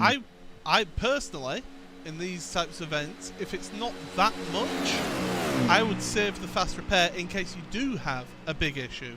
Yeah, it's like the case that we saw before with Ben Gregory, wasn't it? You know, it's worth just having it there in reserve in case anything worse happens. There is a bit of damage on the front. I thought that splitter looked a little bit crumpled in comparison, so maybe he is just attacking the bumps a little bit too much, but still, he's still up there with them. So it just shows, again, we talk about the word caliber in these drivers quite a lot, but it does show you just how quick they can be and how consistent they can be, that he can stay with his teammates. I mean, the draft will be helping, but even still, with the damage that would affect it, he's doing a fine job of it. Certainly is, in third place, and he has actually caught up to these two at the front, so you can tell that the two at the front are doing fuel saving, and that's allowed just Josh to close on up. Ross McFarlane is falling away. Now that he's out of the slipstream, I think he is showing that the Mercedes is vulnerable to these cars in front. And I mean, well, actually, lap 11 was his pit stop, so lap 12 then is 1.8 seconds he's lost because he's not been in that slipstream. And I think this lap is going to be even worse as well, as those front three move their way forward. So unfortunate for Ross that he's not been able to stick with those drivers, and that 3 seconds extra in the pit box is showing out there. Yeah, it's been a bit of a shame really, because the battle that he was putting in earlier with those Williams drivers was fantastic to see, but that little drop off there, it's been far from ideal, I'm afraid. So hopefully he does get back on the horse, let's say, and catches up to them again. This is Paulo Munoz and the very under the radar George McClay. Now, George has been right there in the championship all season, hasn't he, Paul? But now, in this race, I mean, he's still in the top 10 at the end of the day. He's doing a good job, but he's not quite been in as many battles as we may have expected at certain points. It's worth pointing out about instant points, because around this track, unlike Spa, which we actually, before I get into that, first of all, Mike Horder has had an issue at the Ford chicane, and we'll have a look to see what's happened to Mike there. Maybe just a bit of a snap on a down change or hitting a curb, for example. Let's have a look. Turns it into the left. Bit of curb. Oh yeah, that weight transfer. And I was saying that before, wasn't I, about the McLaren? It snaps around. Nice little save from Horder. It's quite a long sideways slide, but that's not going to do the tyre. Oh, there's a snap for you. It's not going to do the tyres any favour, that one, is it? No, he'll have put a lot of heat through those tyres there, and he's back up and running, keeping going. Carl Moore has finally been overtaken by Michael Evdoka down the Mulsanne. So either Michael Evdoka has got sick and has done enough fuel saving, or Carl Moore has got off the loud pedal, allowed Michael to go past him here to do a bit of fuel saving. Yeah, you might have just thought, I'm going to switch this up now. If he's saving fuel behind me, I'm going to try that instead. But it looks like Evdoka, with his outright pace, if it wasn't for the draft, would just clear away here. But Carl Moore, he's been very impressive indeed this season, to be honest. We've got Tom Jacobs in the pits, and Josh Thompson disappeared for a moment there on my time on the screen. We know that he's had connection issues before now, so hopefully we'll see the same again. Yeah, last time I looked, he went dark grey and disappeared, but he's come back, so that's all good. We do have Jacobs in the pits, though, interestingly. Not quite sure why. He's coming back out again. Looks like it may have been a planned stop. Yeah. Yeah, well, remember, he got involved in that incident earlier on, didn't he? So he'll have taken a repair then. So that's effectively his first planned stop, effectively. It's put him out of sync, hasn't it? Yes, it has. I mean, it'll just be a splash and dash for it. Although, will he make... No, he won't be able to make it from here, will he? He'll have to take one more stop of just a splash and dash. So. Yeah, it's going to be very frustrating for him, because that's the thing. You can have an incident early on, just take a quick pit stop just to get whatever you can fixed, not lose too much time, and then you can gradually gain it back on some of the drivers that you are usually quicker than. But unfortunately, I don't think Tom's going to get that benefit here, because that's going to put him right out of sync. But that's how this format works in this championship, with the two mandatory stops. We look at Adam Watson now on the back of Michael Blake. It's Audi against BMW. Down the back straight they go. And in the background as well, you've also got the McLaren of Lars van Rijn in there as well. And then Ben Gregory too. So Ben Gregory 17th at the moment. But Michael Blake, he's having a fine race so far, and he's going to be very pleased if he can finish inside the top 15 like this. He's had a bit of a tough time in the last couple of seasons in World GT, but he's been out there still, and he's enjoying himself time after time. And of course, Michael Blake, we talked to him after one of the races earlier on in the season. One of the series supporters as well through his Simortal company as well. So he's not just a racer in the championship for Team Mad. He's also one of the people who provides support to the championship in terms of a prize as well. So definitely does a lot for the series as Michael. And one thing I will say is I like the logo that's on the back of his car, not just the Race Spot logo, but the one above it, something to do with some Twitch streamer from that team there. But yes, Michael Blake running his way through the Porsche curves once again. Adam Watson behind him, and Blake, is he your top amateur at the moment out there on track? He's doing a fine job, isn't he? And to be honest, I should probably have mentioned the Smortle thing a bit earlier, seeing as I'm a brand ambassador of it. So I'm not sure. I'll probably get a bit of a. I'll get a message. Hang on a second. How do you get brand ambassador for Smortle, and yet me, one of his teammates and one of his customers, not get that? We'll go into this later, I think. But hopefully, anyway, Adam Watson's going to be making the most of all of the advertisement on the back of that BMW either way at the moment in his Paceworks Esports Cobalt Pink Audi. And he had a little bit of a moment there going through turn one. And again, it's high speed stuff, but what a run out of the chicane by Watson. He may have made a bit of a mess on the way into it, but it's given him a fantastic launch out of there. A real slingshot. You can see some of the finer details of that beautiful livery. It's not just flat pink, it's actually got a lot of details and swirls all over it as well.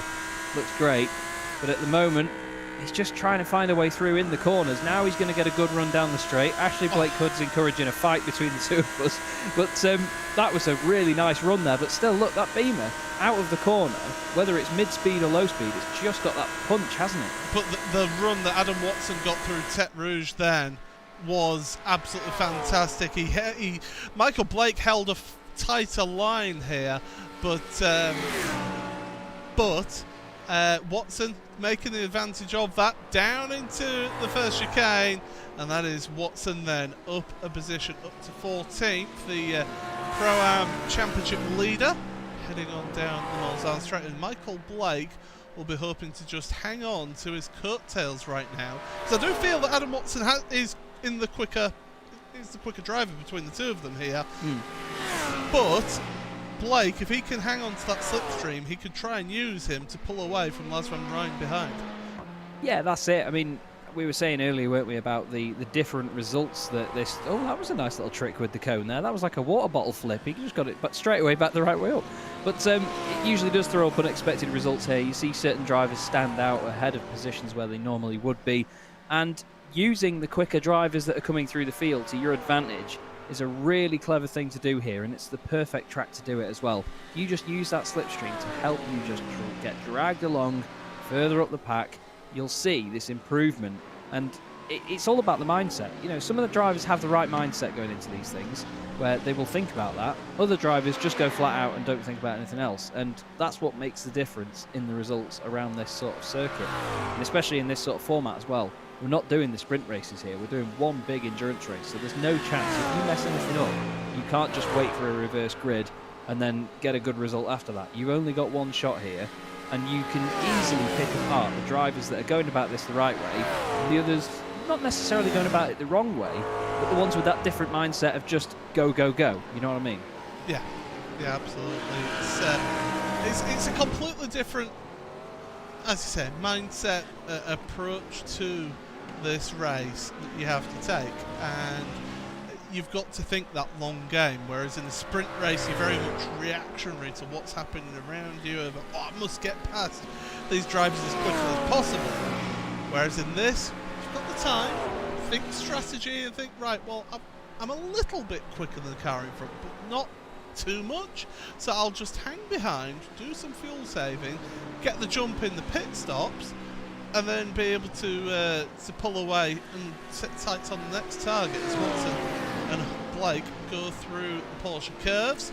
That's going to be another lap in the books for them. Your leaders, by the way, are already onto the Mulsanne Straights. That tells you the gap between first and the battle for 14th.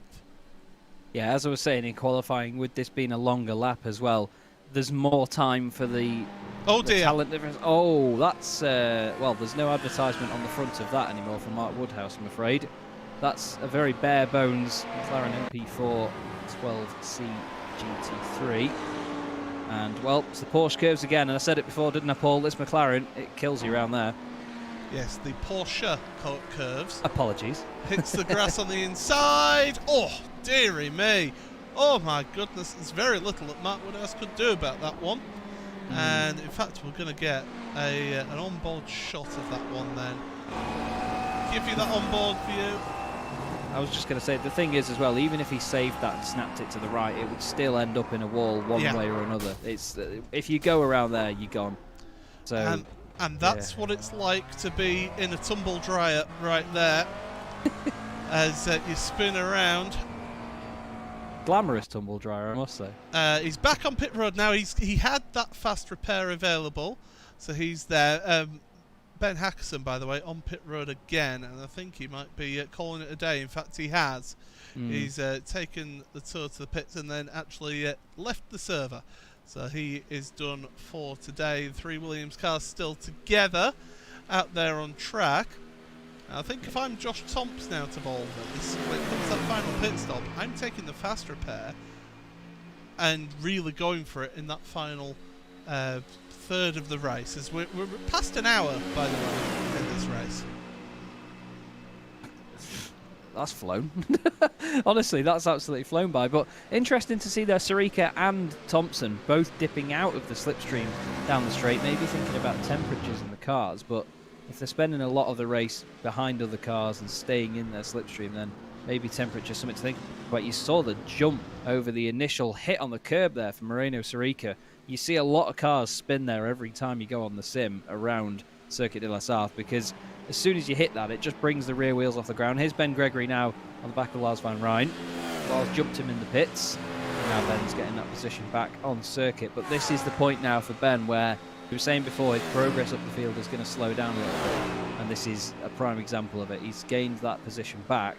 But I mean, he was up to 16th earlier before the pit stops, and now, despite the length of time after that, he's still back only in 16th. Just behind them, by the way, Simon Underhill is in 18th place, so he's, despite a couple of incidents earlier, he's still inside the top 20, which is always good to have. But I think that, the next up for Ben Gregory is going to be Michael Blake, and we've seen before that these two have had some good battles, and considering they're both in the BMW, should be a bit of a laugh, this one. And Ben Gregory, crucially, has the slipstream right here, and Lars van Rijn is using that to his advantage as well, because it's bringing him closer to Michael Blake in front. So Van Rijn is not silly here. He knows what he needs to do. Stick on the slipstream, and that's something that Blake wasn't able to do with Adam Watson. In fact, Blake 4.1 seconds behind Watson, so Blake's had an issue either on the last lap or on this lap. Yeah, something's gone awry there, hasn't it? And Gregory seems to be closing in very quickly as well. I'm wondering whether there's just something in terms of pace that's completely gone off for Michael, and whether he may have picked up some floor damage or something like that. It's a shame to see such a dip in that pace, but obviously Lars van Rijn is now going to go for that AM lead in this race, and he is the AM Championship leader too, so he's just going to be extending his championship gap at the top. And we've got Hedgecock asking for a quick position rundown because he can't pay attention to the ticker long enough. Well, let's do that because everything's sort of staying as we are. We'll keep an eye on this battle whilst we go on. In fact, Ben's looking to the inside of the Ford chicane. We've seen how incidents can happen through there. And Blake, I rather thinking the championship here, decided to get out that one and allow Ben Gregory to go through. So through he goes, he does, and now Lars van Rijn is right behind him. Right as we're about to do a rundown, Simon Underhill is actually taken to the pits, so that's going to be the first of his second pit stop. So Alex Arana is your race leader at the moment, ahead of second place Moreno Sarthe. Third place then is Josh Thompson. All 3 Williams eSports cars at the front of your field. See Josh Thompson there on screen right now. Ross McFarlane in 4th place in the 3M car. He is 8.5 to 8.75 seconds behind this lead trio. Alex Neller then is a further 18 seconds behind in 5th place. Still up there in 5th place though. He's slowly being caught, I believe, by Michael Avdoka in 6th place. He's now only 6.5 seconds behind Alex Neller. 7th for Carl Moore in the Paceworks Esports Cobalt car, and then it's Pete Harrod 10 seconds behind him, 8th place, just ahead of Paulo Munoz in 9th, with George McClay rounding out your top 10. 11th place is Daniel Lee, ahead of Cameron Dance. In 12th, 13th is Mike Horder, ahead of Adam Watson, who we've seen progressive through the field after he started at the back of the field. Ben Gregory got caught up in an instant. He is at the start of lap 1, should I say, got caught up in an instant. He's in 15th place, ahead of Michael Blake. Lars van Rijn in 17th place, ahead of Steve McCaffrey. Ethan Bass 19th, ahead of Simon Underhill. 20th, Matt Woodhouse is 21st, with James Whitehouse in 22nd, Dean Powell 23rd, then Tom Jacobs 24th, John Roberts 25th, ahead of Steve Burke 26th, and Tony Draper is the last of your runners out there in 27th place, because we have got a number of retirements from this race. Ben Hackerson, Matt Draker, Mohamed Janko, Chris Byram, Craig Jones, Niall Crowther, all retired from the race. They're the 33 that did take the start. And then Morgan Butler, he is the one who did not take the start at the start of the race, and there's a change of position right down at the back of your field, because it's Tony Draper and Steve Burke switching positions. So 26th for Draper, 27th now, last year runners for Steve Burke out there. But that's your rundown as things stand. But Lars van Rijn, I'm cutting back towards that because Van Rijn is, well, he's backing off going into Indianapolis there. I think Draper just went off the circuit, you know. I think Steve might have just had him back, because as soon as we were just checking over to these guys, he just went wide, and we've seen a lot of cars go off there into the right-hander onto the back straight, and it looked like a bit of a scary moment. We saw Ben Gregory have a moment there before. He's now up into 15th position. But yeah, the better Draycott pointing out to us the... yeah, there's the damage. Yeah, Draper's got significant damage there. He was saying as well that it was a great battle between Burke and Draper, and unfortunately that's put it to bed. So Matt somehow in the comments section on YouTube putting the commentator's curse on Tony Draper. Now that's a talent in itself, to be honest. Well, but, you saw what happened to Steve Burke there into the Dunlop chicane, and then let's have a look at what happened to Tony Draper. This is going to be through the S's. Yep, clip that curb and into the wall. Oh, you could just, that side-on impact just completely broke the car, and you can see it's already crabbing, and he'll know at this point that his day is done, I'm afraid. That's a real shame. And it's a shame to see Steve Burke that far down as well. I mean, he's been one of those drivers that's always getting stuck in. I mean, I do reiterate that he's a real life racing driver. He races in Britcar in the Nissan 350Z GT car. He's a previous champion in Class 2 of Britcar, so he's got the pedigree of real racing and brings it into the sim racing side of things, but he's right down there at the back of the field. I'm going to speak to him later and see what happened there, because he's usually got the pace.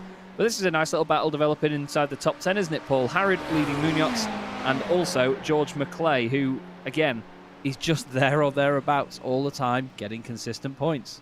Yeah, absolutely. Don't forget, if you do want to keep up to date with everything that you want to, anybody that we're not focusing on, if there's anybody you want to have a look at, racespot.tv/timing2, the link is in the chat, and you can keep up to date with everything that's happening, including the 2 pit stops currently going on, 1 for Ben Gregory, 1 for Ethan Bass at the moment there. So pit stops ongoing. We're into the pit stop phase, the second pit stop phase of this race, and Harrod and Munoz trying to work together because they're trying to keep ahead. George McClay behind them. A nice trio here battling down the Mulsanne straight. Yeah, and it's going to be a bit of a focusing time for Paolo as well, because he's got to try and catch the car in front and make a move. But then he's also got to think about what happens once he gets past and giving the other guys the slipstream. He's also got to think about this other Ferrari behind him as well, George McClay, the Texense Fitstein motorsport machine. And George, one of the drivers that's right up there in the championship. But as things stand in this race at the moment, he's going to be seeing those championship points dropping away, because Arana, Sarika and Thompson and McFarlane and Avdoka as well are flying away at the very front of the field in comparison. So George, I mean, he's giving it everything. He's a very modest driver as well as George. He's a lovely guy.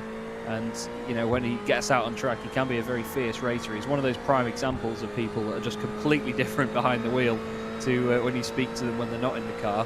And I think this battle, though, it's going to have a real accordion effect now because of this slipstreaming. Pete Harrod is going to be watching his mirrors a little bit.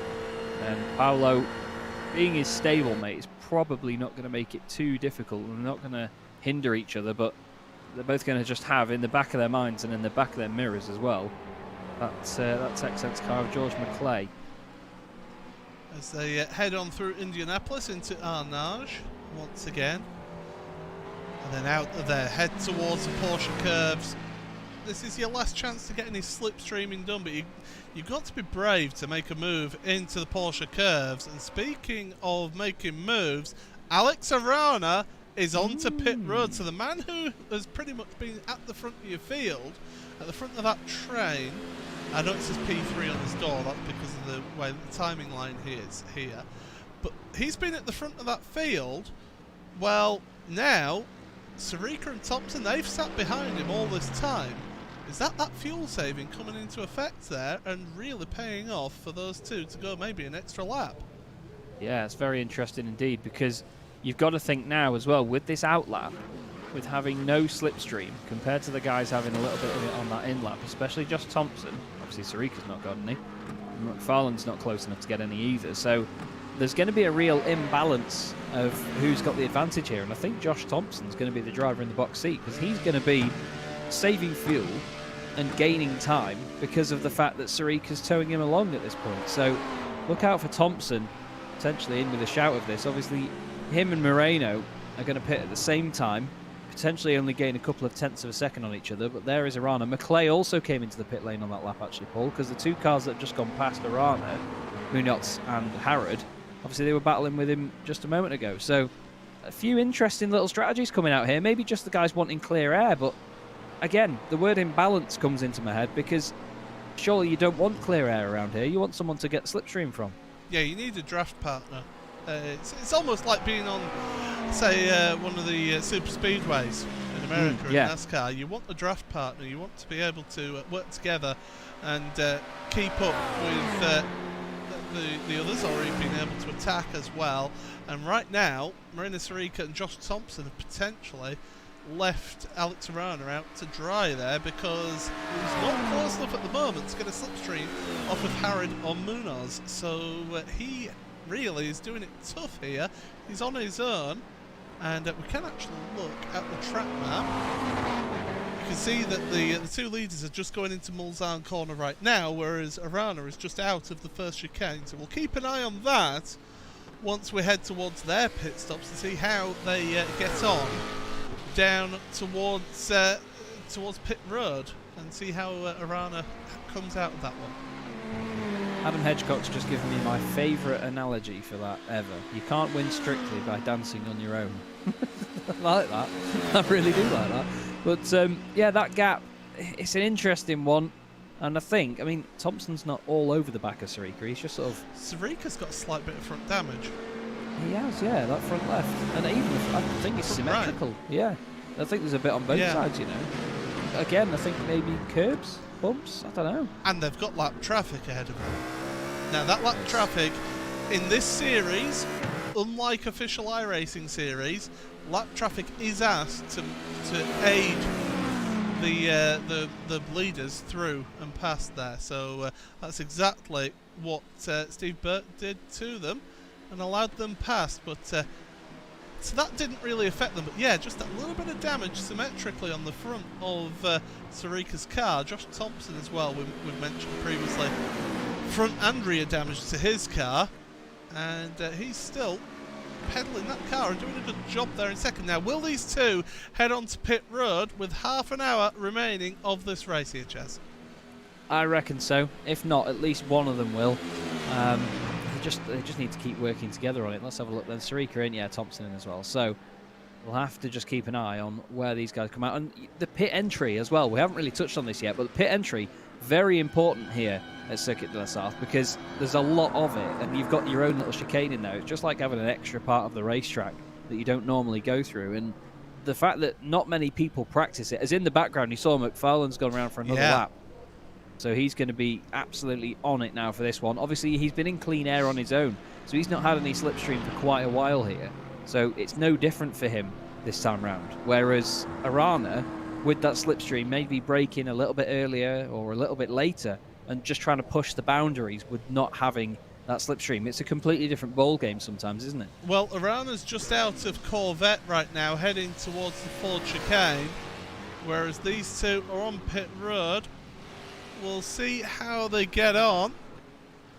So into the fall chicane comes for Arana now. These two pulling away. 22.6 seconds. That's 5 seconds quicker than Alex Arana's pit stop. Wow, big change there then. So maybe Arana struggling with something else. Maybe he had a bit more damage. You can see the damage hasn't been fixed on Sarika's car or Thompson's as well. So these guys now, they're obviously not worried about that. I'm considering the fact that Arana could have potentially picked up something even worse as he goes around. There he is then with Munoz just behind him, and then Pete Harrod as well. So he's had them both on that lap. Yeah, he's overtaken them, yeah. But still, I don't think he's going to be too pleased with the gap. But that's part of motorsport. He's going to push as hard as he can now to climb back up to them. But that was a great shot as well, Drew. I love that. Car almost sideways as it floats around the right-hander. But McFarlane now at the front, he's where the sort of focus shifts to now, isn't he? He's got 20 seconds over Alex Neller, but Ross could potentially upset the Williams party again here, but I don't know. That poor cone, honestly, leave it alone. As once again, they head on through the second chicane. So Ross McFarlane then, he did take 3 seconds longer at the first pit stop than the two Williams drivers. So he will be a little bit shorter on this pit stop because there's going to be about 25 minutes remaining of this race by the time he heads onto pit road. So I don't know. He's not going to be close enough, I don't think, to make any move. I really don't think. I think in fourth place is looking the best that he can get here, because I don't think he's even close enough to catch up to Alex Arana out of all of that. Because you look at the pit stop time, I mean, for McFarlane last time was a 1 minute 2.8 cone to cone. The Williams guys have been a little bit quicker this time, but it was a shorter pit stop. So we'll have to wait and see what happens here. But he will be taking less fuel here. And don't forget, Ross has been running on his own here this stint.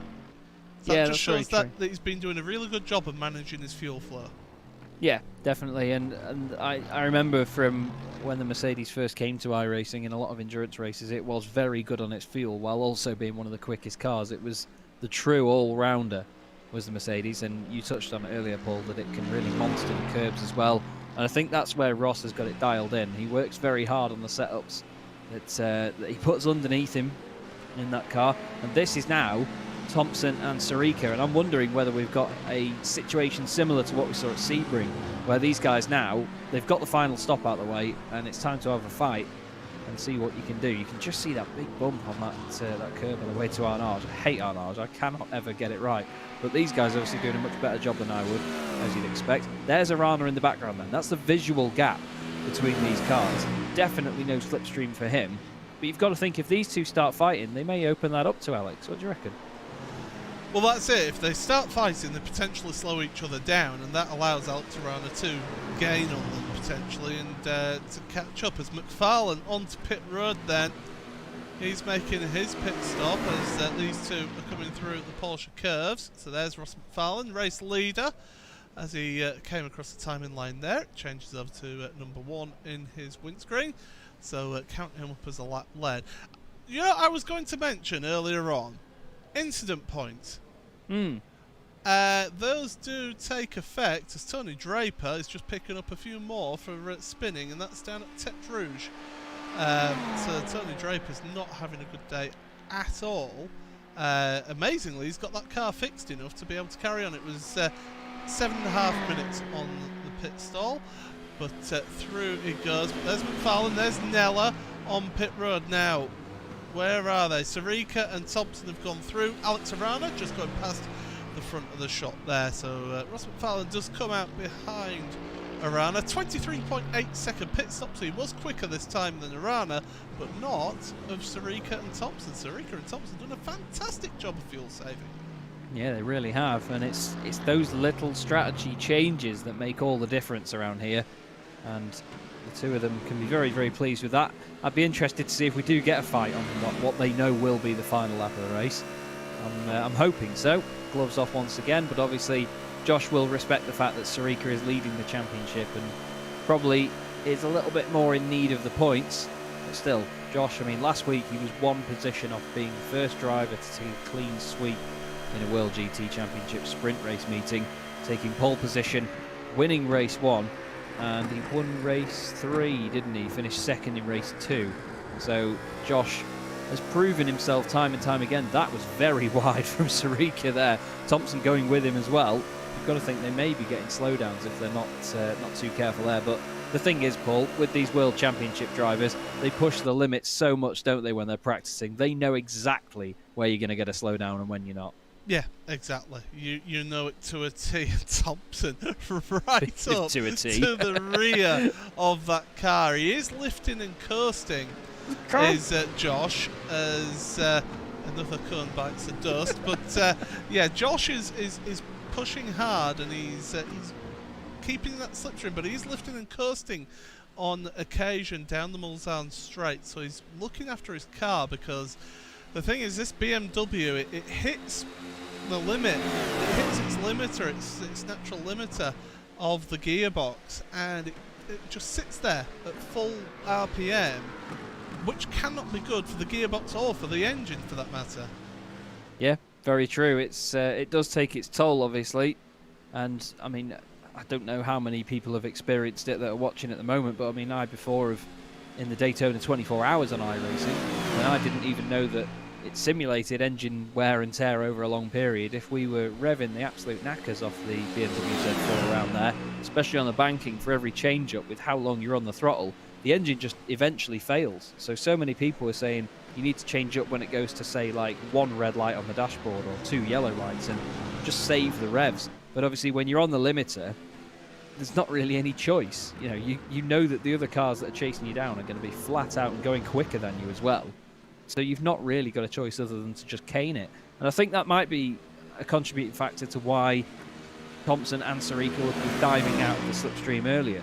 Maybe just trying to help the temperatures a little bit with it sitting on the limiter for that long. But you've got to think, with it already going that quick in a straight line, that the cool air will be cooling the engine eventually. But wow, that's warm, isn't it? Flipping heck, that's increased a bit. So we started at 69 degrees track temperature, 67 degrees air temperature. The air temperature isn't actually that high, but the track temperature has really ramped up here as we're going through the morning in session. Of course, the in sim, we started very early in the morning, sunrise, and we're getting more and more into the morning here, so track temperature really coming up, and this is where you'll maybe get more drivers making more mistakes as those tyres really start to give up here, because everybody is double stinting the tyres. They certainly are, and with them going off as well, having a part of the circuit like the Porsche curves under your feet, then yeah, that's not an ideal scenario, especially with those temps. So again, it's just one of those other aspects that iRacing can offer, and it's great to see it, because it's another element of realism that these drivers have to adapt to, and I absolutely love that. And I think that these guys know it, but some of the drivers further down the order, that's where it really separates some of their bags of talent, and I think that that's where the main changes are going to be. And speaking of, here is the little in-team battle there. Texans Fitstyle Motorsport cars, Cam Dance just behind George McClay. Cam's been one of the exciting drivers to watch this season, hasn't he? When he's not been racing as a snowplow, he's been pulling off some fantastic manoeuvres. Snowplow is the right word there, unfortunately, at times. But no, he has been a really, really exciting driver to watch. And I think right now, if I was the Fitstyle Motorsports team manager, Jack Stiles or Sam Fitzpatrick, I would be telling these drivers, look, we're not really going to gain much more in terms of the team championship, but George McClay needs the points. Cam, can you stay behind? Yeah. You're not going to gain anything by switching the positions in terms of the team championship, but in terms of the drivers' championship, George needs the points. I'm wondering if he's going to get the call, Cam is faster than you. But it's nice to see the two cars running together, though, and this team has done a brilliant job in the team's championship, in all fairness. And there you go, Cam is not faster than you at the moment because he's got to slow down. But that just shows that even at this point in the race, he's still pushing, he's still trying everything. Oh dear, George McClay! No! Oh, George, no! He's gone to the beach early. Oh, Pete Harrod's off as well! Oh, Pete loves a drift, and he's just getting that out of his system, I think. Right, let's try and look at this in a two-part replay right now. So George McClay, we'll have a look at his incident then. So this is down through the S's here. Nice camera. And he's going to just, touch a wheel on the grass, and around he goes. Now we're going to miss Pete Harrods immediately, so we're going to have to wind this one back just about 15-20 seconds. Here we go then, Pete Harrod. Has he kept it out of the wall around here? Carried too much speed. Oh, well done to Daniel Lee. And well done to Pete Harrod for recognising that and just wheeling it back a little bit. Gives it a boot full of throttle. Love that. Love that. Again. You can always count on Pete for a bit of that. Getting the back end of that McLaren out and really wringing its neck. It's fantastic. But I don't know how he's gone round Tete Rouge like that and not hit a wall with a spin of that severity. So that in itself was a good job. The fire-breathing McLaren back on its way. And there is George McClay back on his way. And he's got Adam Watson just in front of him there. Looked like he wasn't going to be in shot for a moment, but there he is, very apparent. And it looks like the Ferrari is going to get the better of the Audi. He wasn't all the way in the slipstream for a moment there, but again, George knows exactly what tactic he wants to play. Adam's going to be fighting this to the death, and he's one of those drivers, isn't he, Paul, that's sort of had to recover a little bit from qualifying. He didn't have it all his own way in this race with Watson. But he's another guy that's been very quick this season. And both of these guys have been very quick. That was sketchy, at least. Yeah, Adam Watson finding the limits of the track and then some more as he came out of the Lausanne corner. But Watson, he did have a penalty, which meant that he couldn't take part in qualifying. George McClay, however, he'll be a little bit embarrassed by that. But luckily with this track, you can actually manage the temperature of the tyres and bring them back down because of the long straights. The tyres, you'd think, going faster and faster would gain a lot of temperature, but not so. And so tyre temperature build-up, you can actually cool them down a little bit with these longer straights here. But that's how it's going on. By the way, to keep you up to date, Morelis Rica, Josh Sobson, Alex Arano, your front three in your pros.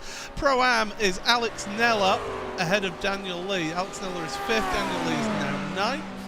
Mike Horder, 3rd place in Pro-Am, in 12th place. Your amateurs, Lars van Rijn up ahead of Michael Blake in 2nd in class in the 16th and 17th overall. And James Whitehouse, 20th. Still 27 cars out there on track. Racespot.tv/timing2 to keep up to date with all of your timing needs there, Adam. You can click on that link and it'll take you to a page which shows you where these other drivers are. I thought you were calling me Adam then. I was like, you got the wrong commentator, Paul. But no, he works for a different company. Oh, God, yeah. I'm not doing great with the branding tonight. Right, anyway, I know the branding of that one, the big pink one that's coming out from behind the trees, that is Carl Moore in the Paceworks Esports Cobalt that isn't Cobalt car. Obviously running the pink for a great cause though, so I shouldn't really poke fun at it. But Pure Sims OBP have Michael Evdoka just in front at the moment. And he's going to be watching his mirrors or watching the little screen on the dashboard that is representative of a mirror these days in these up-to-date GT3 cars. And this battle's been going on all race long, and it was, for the most part, it was car 6, P6 and Carl Moore. But I was saying, there is the screen, just in case you can't see it. That's for you, Adam. There you are, mate. Right there in the middle, that one. But they could do with it being a 24-inch monitor, if you ask me. But might be a bit distracting. And Carl, though, he's been another driver that's just stepped it up a level this season, isn't he? And that BMW, that's menacing. It may be bright pink, but that's very menacing as it flies up behind you. And he's going to go straight through. He's thinking, right, no more hanging about. Have that. Don't hit the cone. Good. Nicely done. But these guys will be enjoying that. That's the thing. Is Whitehouse has had another spin. It's been a lively one for these Century Sim Racing boys, hasn't it? It certainly has. That's down at the Dunlop chicane, which is it's a favourite jaunt of the spin. As here we go, James Whitehouse then through turn 1 onto the brakes. carrying too much speed, and around goes the back, and that's a mid-engine car, don't forget. So you've got all the weight towards the rear of the car, and once that momentum starts, it's like a pendulum. It just doesn't stop, does it? No, definitely not. And he should be called James Roundhouse there, because that properly went over on him. Here is that battle again between Carl Moore and Michael Avdoka, still stuck together at the hip. Honestly, these guys are absolutely... They'll be grinning from ear to ear with this battle, because it's such a great circuit to have a battle around because of these long straights. You know, it really evens it out, and you can have a lot of fun with it. Through Indy, that was very, very close. Avdoka trying to put the pressure on. And Adam saying, Race Spot presents a dumbed-down presentation just for Hedge. Yeah, there are 90 other viewers watching this, so we can't just do it purely for Adam Hedgecock's amusement. But let's have a look at this, because Avdoka right now in the slipstream, heading towards Porsche curves. I don't think he'll make any moves right now. I think really he's got to look at weigh up the big picture and say, look, us two, we're 12 seconds behind Alex Nella right now. We're not going to catch him. I can just sit back here and wait until the final lap and then pick and choose when I make my move. Yeah, best way to do it. It's like a karting mentality. Because of the slipstreaming and karting and the sort of severe nature of it and how completely savage it has to be, you don't want to be the car in front on a circuit like this when you come onto the final lap. That's Dean Powell and James Whitehouse getting involved with one another. Two very, very nice contrasty liveries there. On board with Dean now on the splitter of the Ferrari, looking almost up at the rear wing of James Whitehouse's machine. Obviously he's recovering from that spin earlier in the lap, and now the slipstream takes effect. Well, Dean will be closing in and closing in. You can see him just over to the right a little bit, just making sure he's got one eye on the road ahead of him. You never know what to expect down here at the straights at Le Mans. You can see, yeah, he just hangs back that little bit, doesn't he? And he just thinks, I'm going to stay there for now. I'm going to just stay in that slipstreaming range. And again, just like you were saying there, Paul, there's no point pushing too hard when there's only a couple of laps left to go. You may as well weigh up your opportunities for the final lap and save everything for then. Out the front, it's 7/10 of a second is your race lead at the moment. So Josh Thompson still in the slipstream. Oh. Cal Moore, not a good run through the S's there. Onto the brakes for Tete Rouge. Moore carries more speed around the outside and carries the speed then all the way down the start of the Mulsanne straight. And Michael Avdoka thought he had the opportunity, tried to take advantage of it, but it shows it's not the easiest thing to take advantage of that move here. Definitely not. And in that situation, it was Carl more curve, more speed, more wide, more of a run, to be honest. He got a bit of everything, but still Avdoka not through. He can't do it down the straight either. The dad jokes will stop one day, I promise. But it was stop.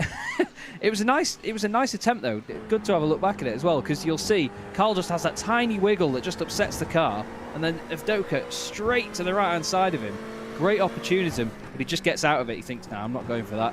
Carl, little dab of brakes just to make sure he doesn't run too wide. It was well judged actually, wasn't it? Because you can easily get a slowdown there. That little dab of brakes saved him, and that was really good from Carl.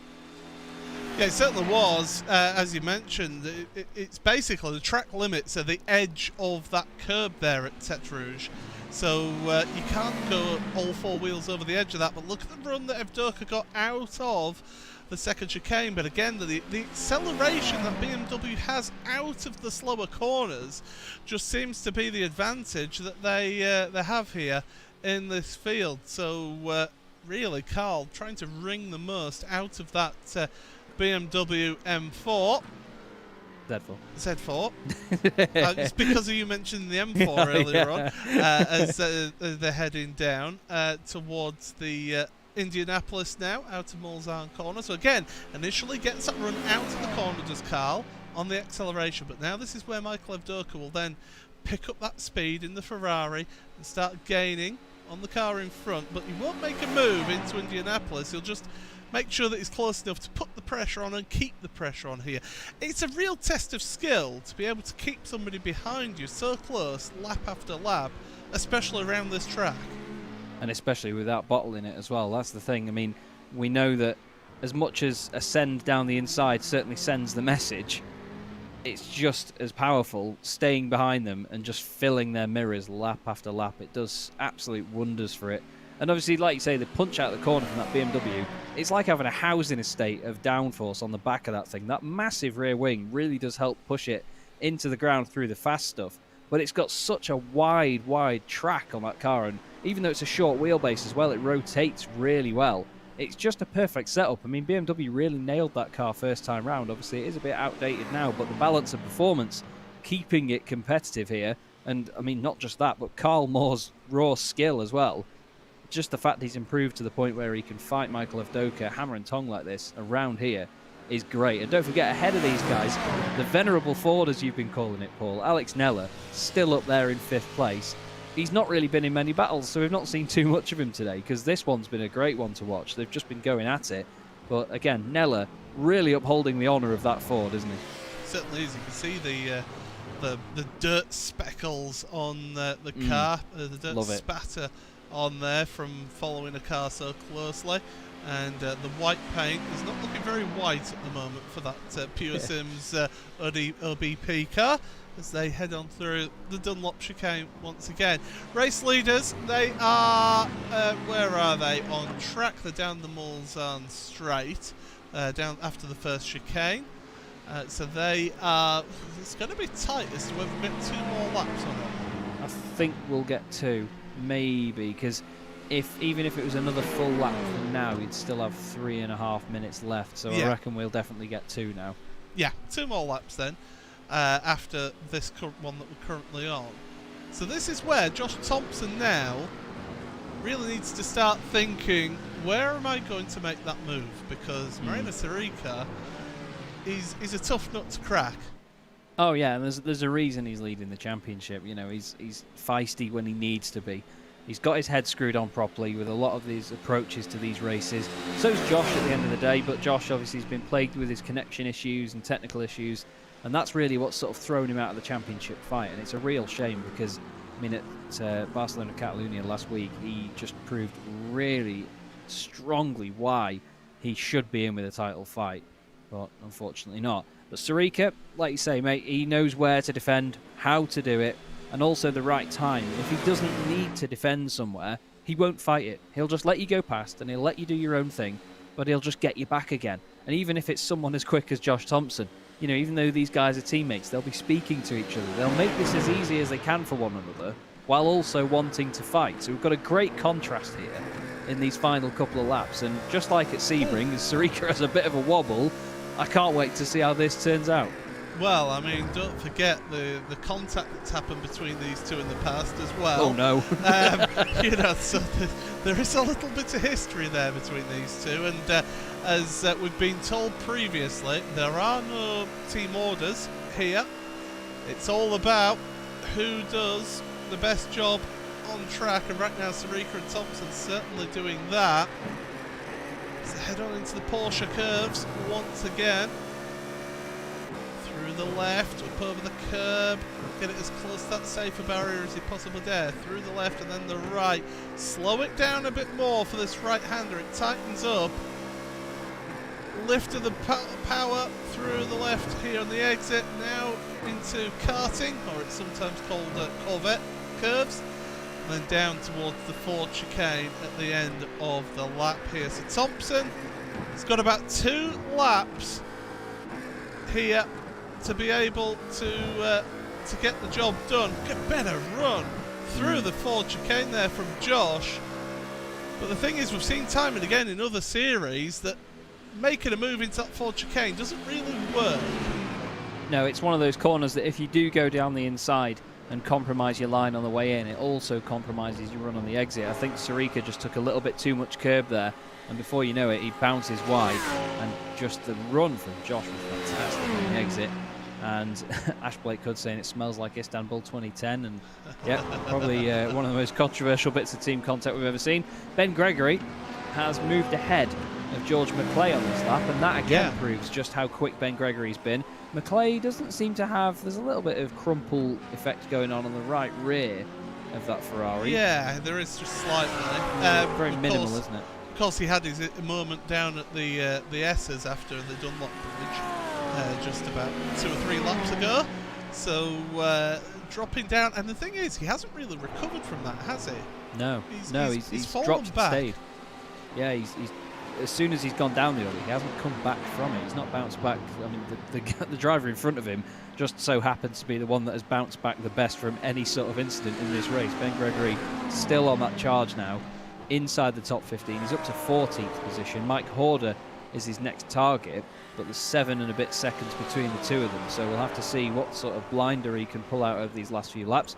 Mike Horder's going to be focused on chasing Adam Watson, though, in the Paceworks Esports Cobalt Audi R8. Watson has made moves on him this lap, by the way, and has made a position, so Watson's made it ahead. Matt Woodhouse has had an issue. I think this is down at Arnage, and I've maybe wound it back a little bit too far, but we're going to stick with this.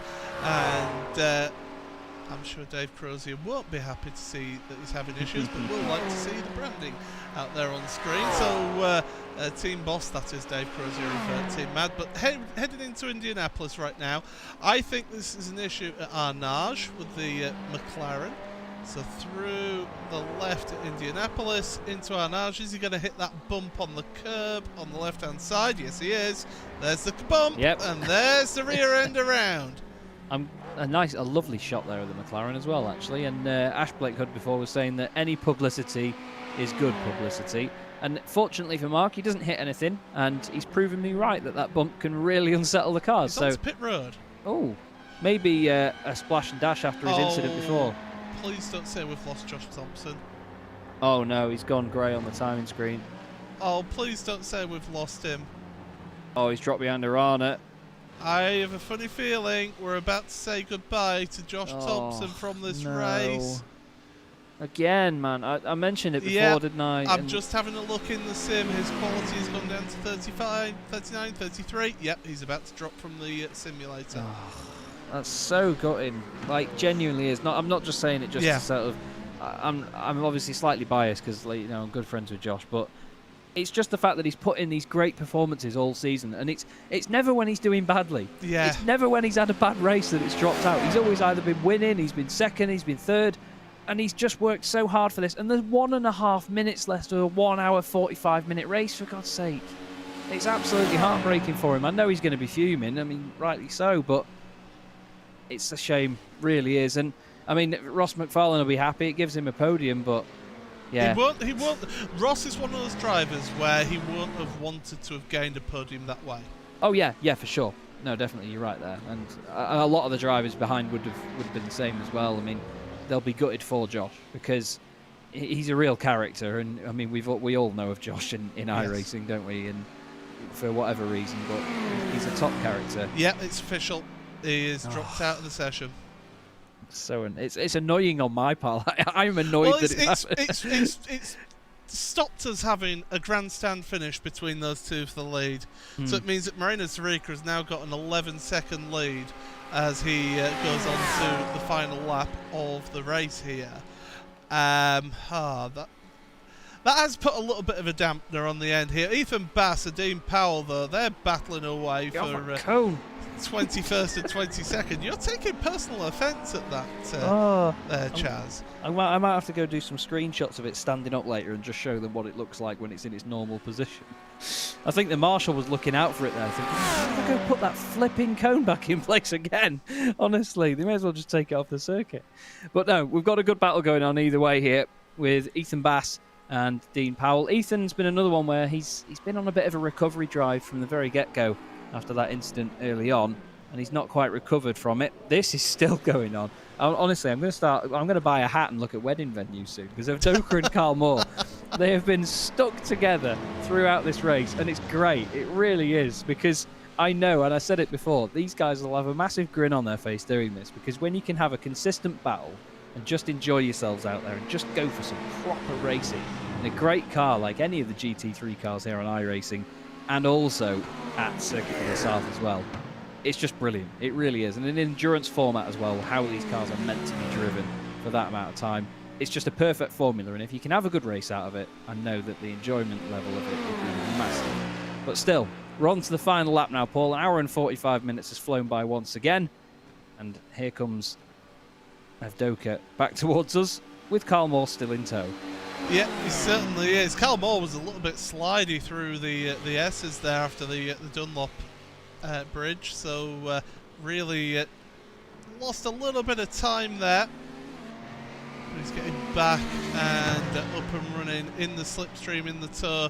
We're keeping an eye, by the way, on where your race leader is. He's just come out of Mulsanne corner. He's heading towards Indianapolis right now, so we'll keep an eye on where he is. Simon Underhill is taken to the pit lane, as has James Whitehouse. Have the two of them not put enough fuel in their cars, I wonder?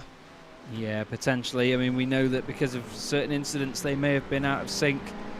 I think that it's just taken its toll now, and with how long a lap is as well, it's not like you can just sort of nip in here or there. You can't risk it. You really can't risk it with a 3-minute 50 lap. I mean, at minimum. Around here it's 4 minutes for some of the guys further down. So those two having to do that. And Dean Powell as well. He's had to come on and get some more fuel. So you can just see now, just the guys that have not managed to make it. But two of them that have. Oh, Avdoka very slow into Mulsanne there. And Carl Moore gets alongside. Doesn't keep the overlap on the exit though. But Sarthe is surely going to be just reveling in the moment now. And if anything, Paul, this is going to do his championship a world of good.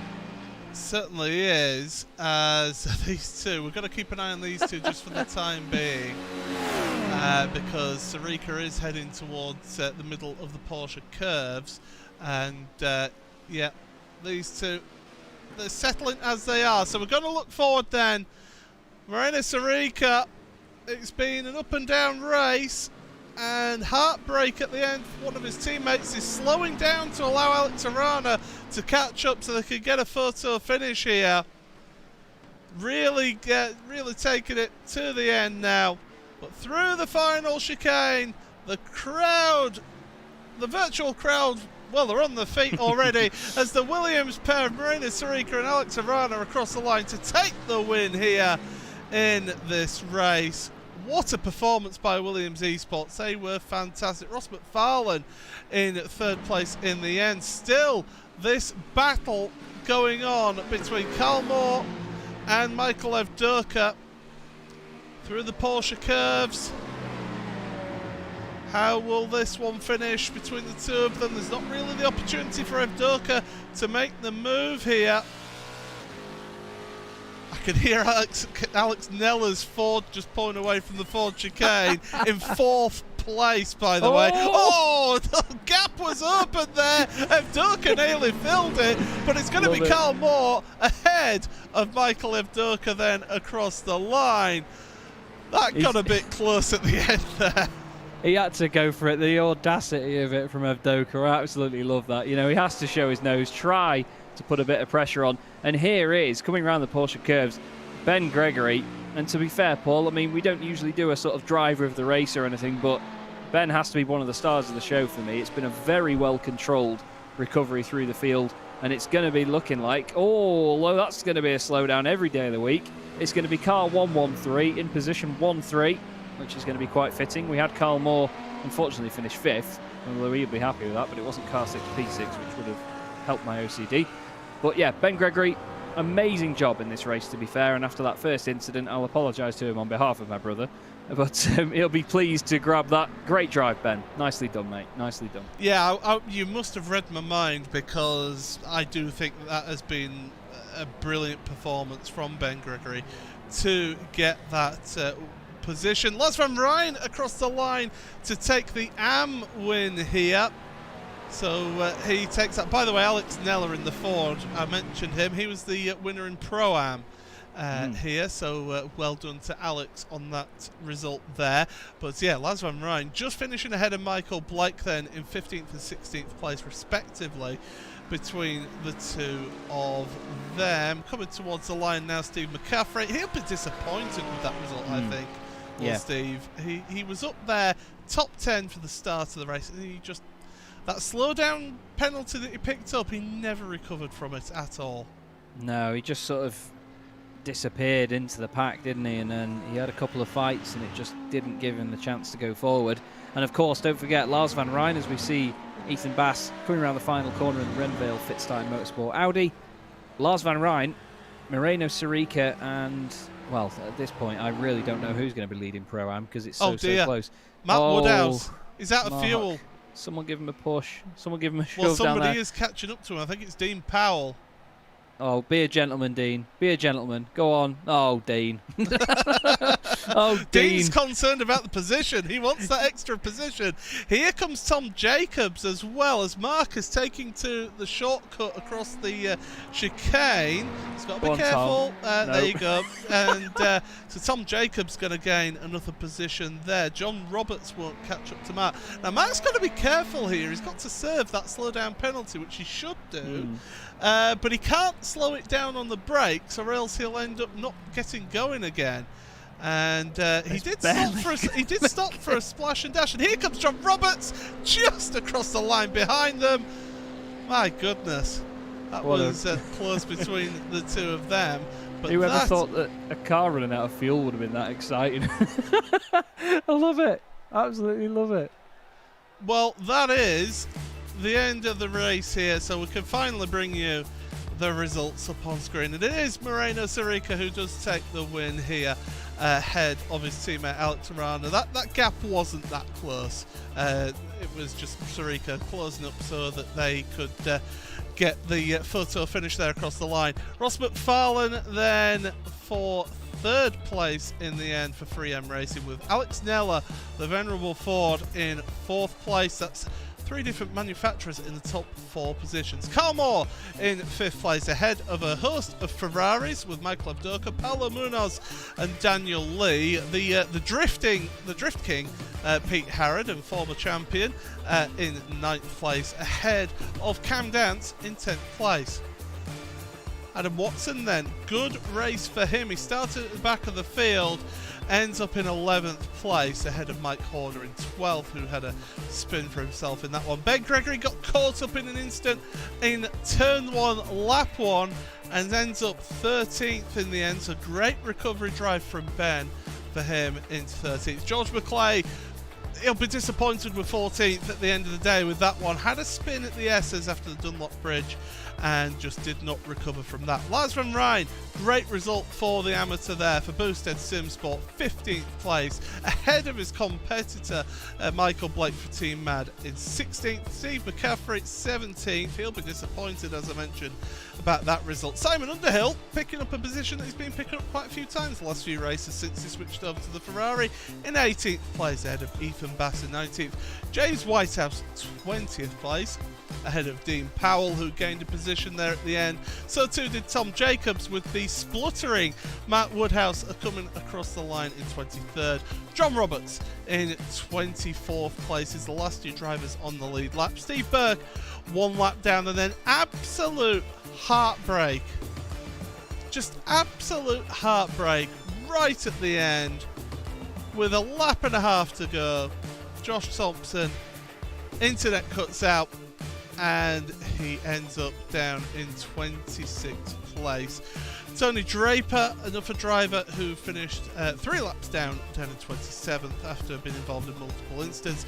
Ben Hackerson retired, as did Matt Draker, Chris Byram, Mohammed Janko, Craig Jones, Niall Crowther, and Morgan Butler did not take the race start there. But Chaz, what a race! I thoroughly enjoyed that race. It's the last endurance race of the season for us here to show on the championship. But my goodness, Chaz, that had a lot in that. And it was really good. We had drama, we had action, and heartbreak as well. Yeah, of course. And obviously not at Josh's expense, but it just adds to the spectacle of it, doesn't it? And having those unplanned failures and things, it's part of motorsport, unfortunately. And I know Josh probably won't like me saying that, but I know that he'll also accept the fact that it is just one of those things. Sarthe did a great job. The Williams guys all did a great job at the front. Ross McFarlane was an absolute star in the early going, but unfortunately that difference in the pit stops, dropping out of the slipstream, just fell back. Nella, again, amazing job from him in that Ford. It's great to see him really wringing its neck, and I mean wringing its neck. Yeah. At the end of the season, iRacing are probably going to retire it just because of what Nella's done to it this season. They're just going to think we're not doing it anymore. But Ben Gregory, again, have to give him a mention. Fantastic drive, really was, and well controlled all the way through. And yes, this is a very nice model car, isn't it, Liam? Just the whole field, really. We had a lot of battles, and they were battling like it was a sprint race, some of them, which is part of the enjoyment for us as well. We get a lot of things going on. Carl Moore and Michael Avdoka, honestly, they'll probably have the same profile picture in Discord or something at the end of the day. There's so many things matched up with loads of different pairings of drivers in there. We saw some moments that weren't ideal, bit of shoddy driving early on, but the thing is, there's a lot riding on these sorts of races, and you don't get an extra chance. And a lot of these drivers go for it, and they don't use their heads that much at the start. Not everybody, I'm not tarring everyone with the same brush there, and I don't mean to specifically pick on individual drivers. And I'll stop talking now, but that was great. Well, I'll ask you to start talking again, because our third place driver, Ross McFarlane, has joined us in the commentary booth. Over to you, Chaz.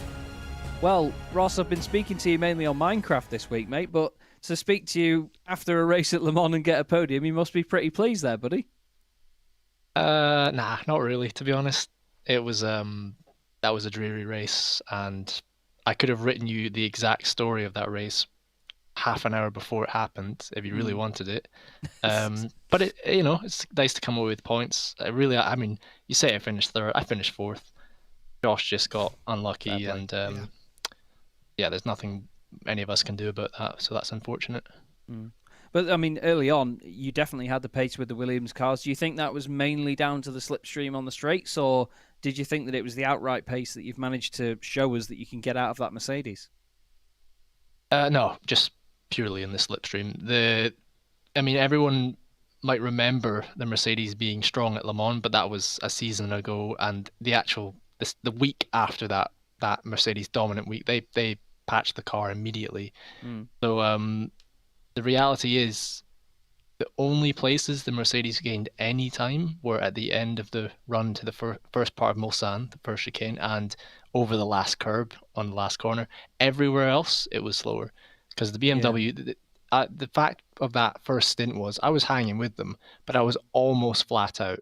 I was able to stick on the back of Arana, but even he was fuel saving in front of me. That's how fast they were going.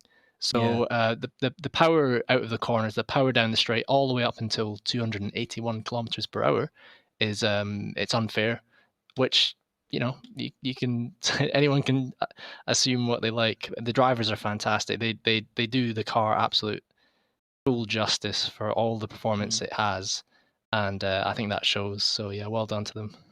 Well, fair play, mate, and nicely said. I mean, we have praised them all season, but it's with right reason. And obviously, we've sort of showcased you as the best of the rest as it is. But you've been putting the fight to them this season, and we've thoroughly enjoyed it, especially after you've changed to the Mercedes as well. You've done that car justice. In all fairness, mate, it's been a lot of fun to watch. One more race meeting to go though, and obviously, a track that we've said it all season, it's not really a track that you usually see GT3 cars on, and I don't think many people would have driven on iRacing. So, Indy Road, what do you make of it? Yeah, I've not driven it in a long time. There was a week on the official series, I think it was last season. As far as I was aware at that time, the Audi was pretty strong.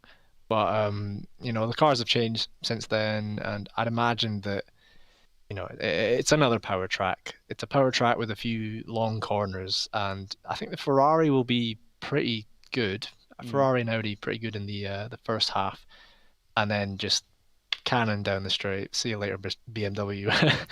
We'll see what we can do. But yeah, actually, I think it'll be a good track for the last meeting because it does allow overtaking and not too complicated. It keeps it fairly simple, so I think it'll be a good spectacle. Just looks like the marshal on the right-hand side of the screen there is telling you how big something is by the look of it. It's a strange hand gesture. Before we let you go there, Ross, do you want to give a quick shout-out to anybody, mate? Yeah, big shout-out to Pure Sims, 3M for their sponsorship and the team and putting this whole series together. Cheers to you guys and RaceSpot for the broadcast, and cheers to all the drivers for keeping it fairly clean and enjoyable this season. So hopefully we can go into the last meeting and continue that. Smashing stuff. Well, nicely said, Ross. Great to speak to you. Well done on getting that podium today, and we'll hopefully speak to you soon. Cheers. Ross McFarlane there, in the 3M Mercedes. And I mean, just reiterating what I said there, Paul, he's been best of the rest of this season by quite a long shot, really, and he's great to watch. And hopefully he has a good last meeting, because he does deserve it for what he's put in this season. Absolutely, he's put in a tremendous effort, and he's shown what he could do in that Mercedes and really take the fight to the Williams guys in that BMW. Now, one driver who'll be, I would imagine, would be rather pleased with the outcome of this race is the man on screen right now, Daniel Lee, 8th place in the end of the race here in Pro-Am. You must be very pleased with that, because you started in 11th, so it's a progression forward for you. Yeah, happy with that. This is why I love Enduros, especially when it's clean at the start. Everybody was really sensible right at the start. There was no unnecessary jostling, really speaking. Everybody knew the score. You've got to keep a train going at Le Mans, make a gap, and just help each other out. There's alliances popping up left, right and centre where you just need to stay in the tow and not fight each other too hard. I'm happy with 8th. I don't think it could have been any better than that, really. Munoz, Howard, and I forget the third guy. There was someone else in the mix as well. I don't think I could have leapfrogged that pack, so did the best I possibly could. Yeah, there was George McClay and even Cam Yeah. sort of involved in that as well. But it's a good result for yourself and for the team. We heard Ross talking about the final round of the championship coming up. What have been your thoughts then of this championship as a whole here this season? How have you and the team found it this season? There's been tough times, definite for sure. It feels as though the triple header 20 minutes a bit like boxing matches. The Enduros are like sit-down exams, where you're all working on your own bit of paper and you just see who's the best at the end. So it really does feel like a bit of a bar brawl sometimes. If you get flipped off the track in race 1 on triple headers, you're done for. And in the last round, all I want for Christmas is just not to be making any contact with anybody or collecting somebody spinning in race 1. That would do me just fine. But overall, we've worked really hard, and hopefully the last race is a nice cherry on the cake. Well, before we let you go then, anybody you want to give a quick mention to whilst you're here? I can imagine one sponsor you're going to thank. For sure. Well, thanks to you guys again for the stream, the broadcast. You do a great job. This race probably wasn't exactly a firecracker, but we'll still watch it back. Take it all in. Oh, good. Well, I will be watching it then. Thanks to msignsuk.com for being along with us. Their colour scheme makes for a great livery, if I don't say so myself. It does. And just see you all next race. Thanks to all the drivers on the grid. Well, thank you very much, Daniel, and congratulations on a top 10 finish there. Cheers. Thank you. Cheers, Daniel. Yeah, Daniel Lee, he's done a really good job this season, as was pointed out earlier on in the broadcast in the chat, being able to finish, second place in another GT league as well. It just goes to show how he's progressed as a driver this season. Yeah, that's it, and it's part of the beauty of when we go from season to season in a championship like this. I mean, you've been in it for a few seasons as well. I've been in it since season 2 and been an admin for years on this championship, and the fact that you see all these different drivers come in and out, and sometimes even from a commentator's perspective, obviously this is my first season commentating on this championship, and it's great to have this aspect of it, but you get these new names that come in, and they can be sometimes a complete unknown, and it's great to see how they come in and how they race against drivers that you've been watching for years as well, and even racing against for years. You sort of have this bar of other drivers and this sort of filing system of who's quicker than who when you've raced against them, and see where they slot in and who they battle with week on week. And Daniel Lee's been one of those drivers, and his teammate Dean Powell, they're never in the same place. They have these race meetings where they'll be one ahead of the other and getting a really good opportunistic sort of run out of any sort of good reverse grids. And yeah, they've been two of the very, very best drivers to watch this season for me, because you never know where they'll be. It's been great. Well, we've got a chance to chat with one more driver, and I'll let you take this one, Chaz, because it is going to be Josh Thompson, and he's with Chaz Draker. Well, Josh, obviously there is an elephant in the room that we'll try and avoid at the moment, but apart from COVID, your internet connection died tonight. which obviously wasn't ideal. But no, in all fairness, mate, I mean, you'll see it when you watch the stream back. Paul and I were devastated for you, but up until that point, were you enjoying the race? Were you sort of having a laugh with it, or was it a lot of hard work? To be honest, that was the first time I've ever driven GT3 at Le Mans. Obviously, most of my stuff I've ever done there is in GTE. Yeah. Obviously, with the 24. A lot of it was a very big unknown for us going into it. We were very, as you probably saw in Discord and chats and stuff, we were very like, we don't really want to race because we knew how bad this car had been previously here in season 2, I believe it was really bad. I think Paul raced it that season as well. Yeah. And so overall, it was kind of a bit of a shock. And through the race, I said at the time to Moreno and Alex, I actually really enjoyed it. Obviously, being stuck in the Porsche Cup for the last 2 weeks and turning up today to drive the GT3, it was just nice to be back in it. And yeah, it was absolutely amazing to drive, to be honest. Well, we've seen over the course of the season just how good that BMW can be. I mean, there's been other drivers further down the order that you could argue have just sort of tried to do that car justice, as Ross McFarlane said before. But obviously, you guys have been sort of the flagship team for it this season, and the performance of all three of you has been incredible. But around a circuit like this, I mean, we were saying earlier, you guys are the sort of drivers that will know all the little hints and tricks about the fuel saving, about driving in the middle of the road, as you see there, as Paul enlightened me before on the airflow under the car. Obviously, it's a bit different on yours with the crumpled splitter, but you know, it's having that experience, and even if it was in GTE before, around a track like this, you need that in your arsenal, don't you? Because there's so much of the track to get used to in how it sort of develops as another cone goes flying. It's far from any other circuit that you come to in a GT3 car, isn't it? Yeah, 100%. It's same as like the Norse Life you can put in this category as well. No matter how, like, as many laps as you do, you can always find stuff. Yeah. I used to not be a very strong fan of this track. I used to hate it back like last year, but this year I had to do a lot. I think I've got nearly 60 hours around this track in this last year for obviously Le Mans 24. And from all the practice, all the race I did for that, it just helped figure out, okay, you know exactly where the cutoff line is between an off track and a slowdown. It's such a fine line. And if you can run it so close to a slowdown every lap, you find a 10th. Little things like into test routes, you can use actually all the runoff as long as you're back by a certain point. Get away with that, and it helps. Okay. Obviously, like middle of the road, the fuel saving, like, I think that the only reason I managed to, I was basically net to win it, I think, because obviously Moreno was really close with fuel. And I think I had like 6 liters extra I could save compared to him. And it was something like lifting at 300 meters for Indianapolis, and I wasn't getting back on the power till the exit of Indianapolis. Interesting. Very interesting. And it's just things you just learn from doing so many laps around there, and it just falls in place. And I think that stays the same with Moreno and Alex, who've done so many laps around there. Yeah. I think that's why I think the BMW, I think we outperformed the BMW a little bit, but not as insane. I think it was a lot better than we actually initially thought.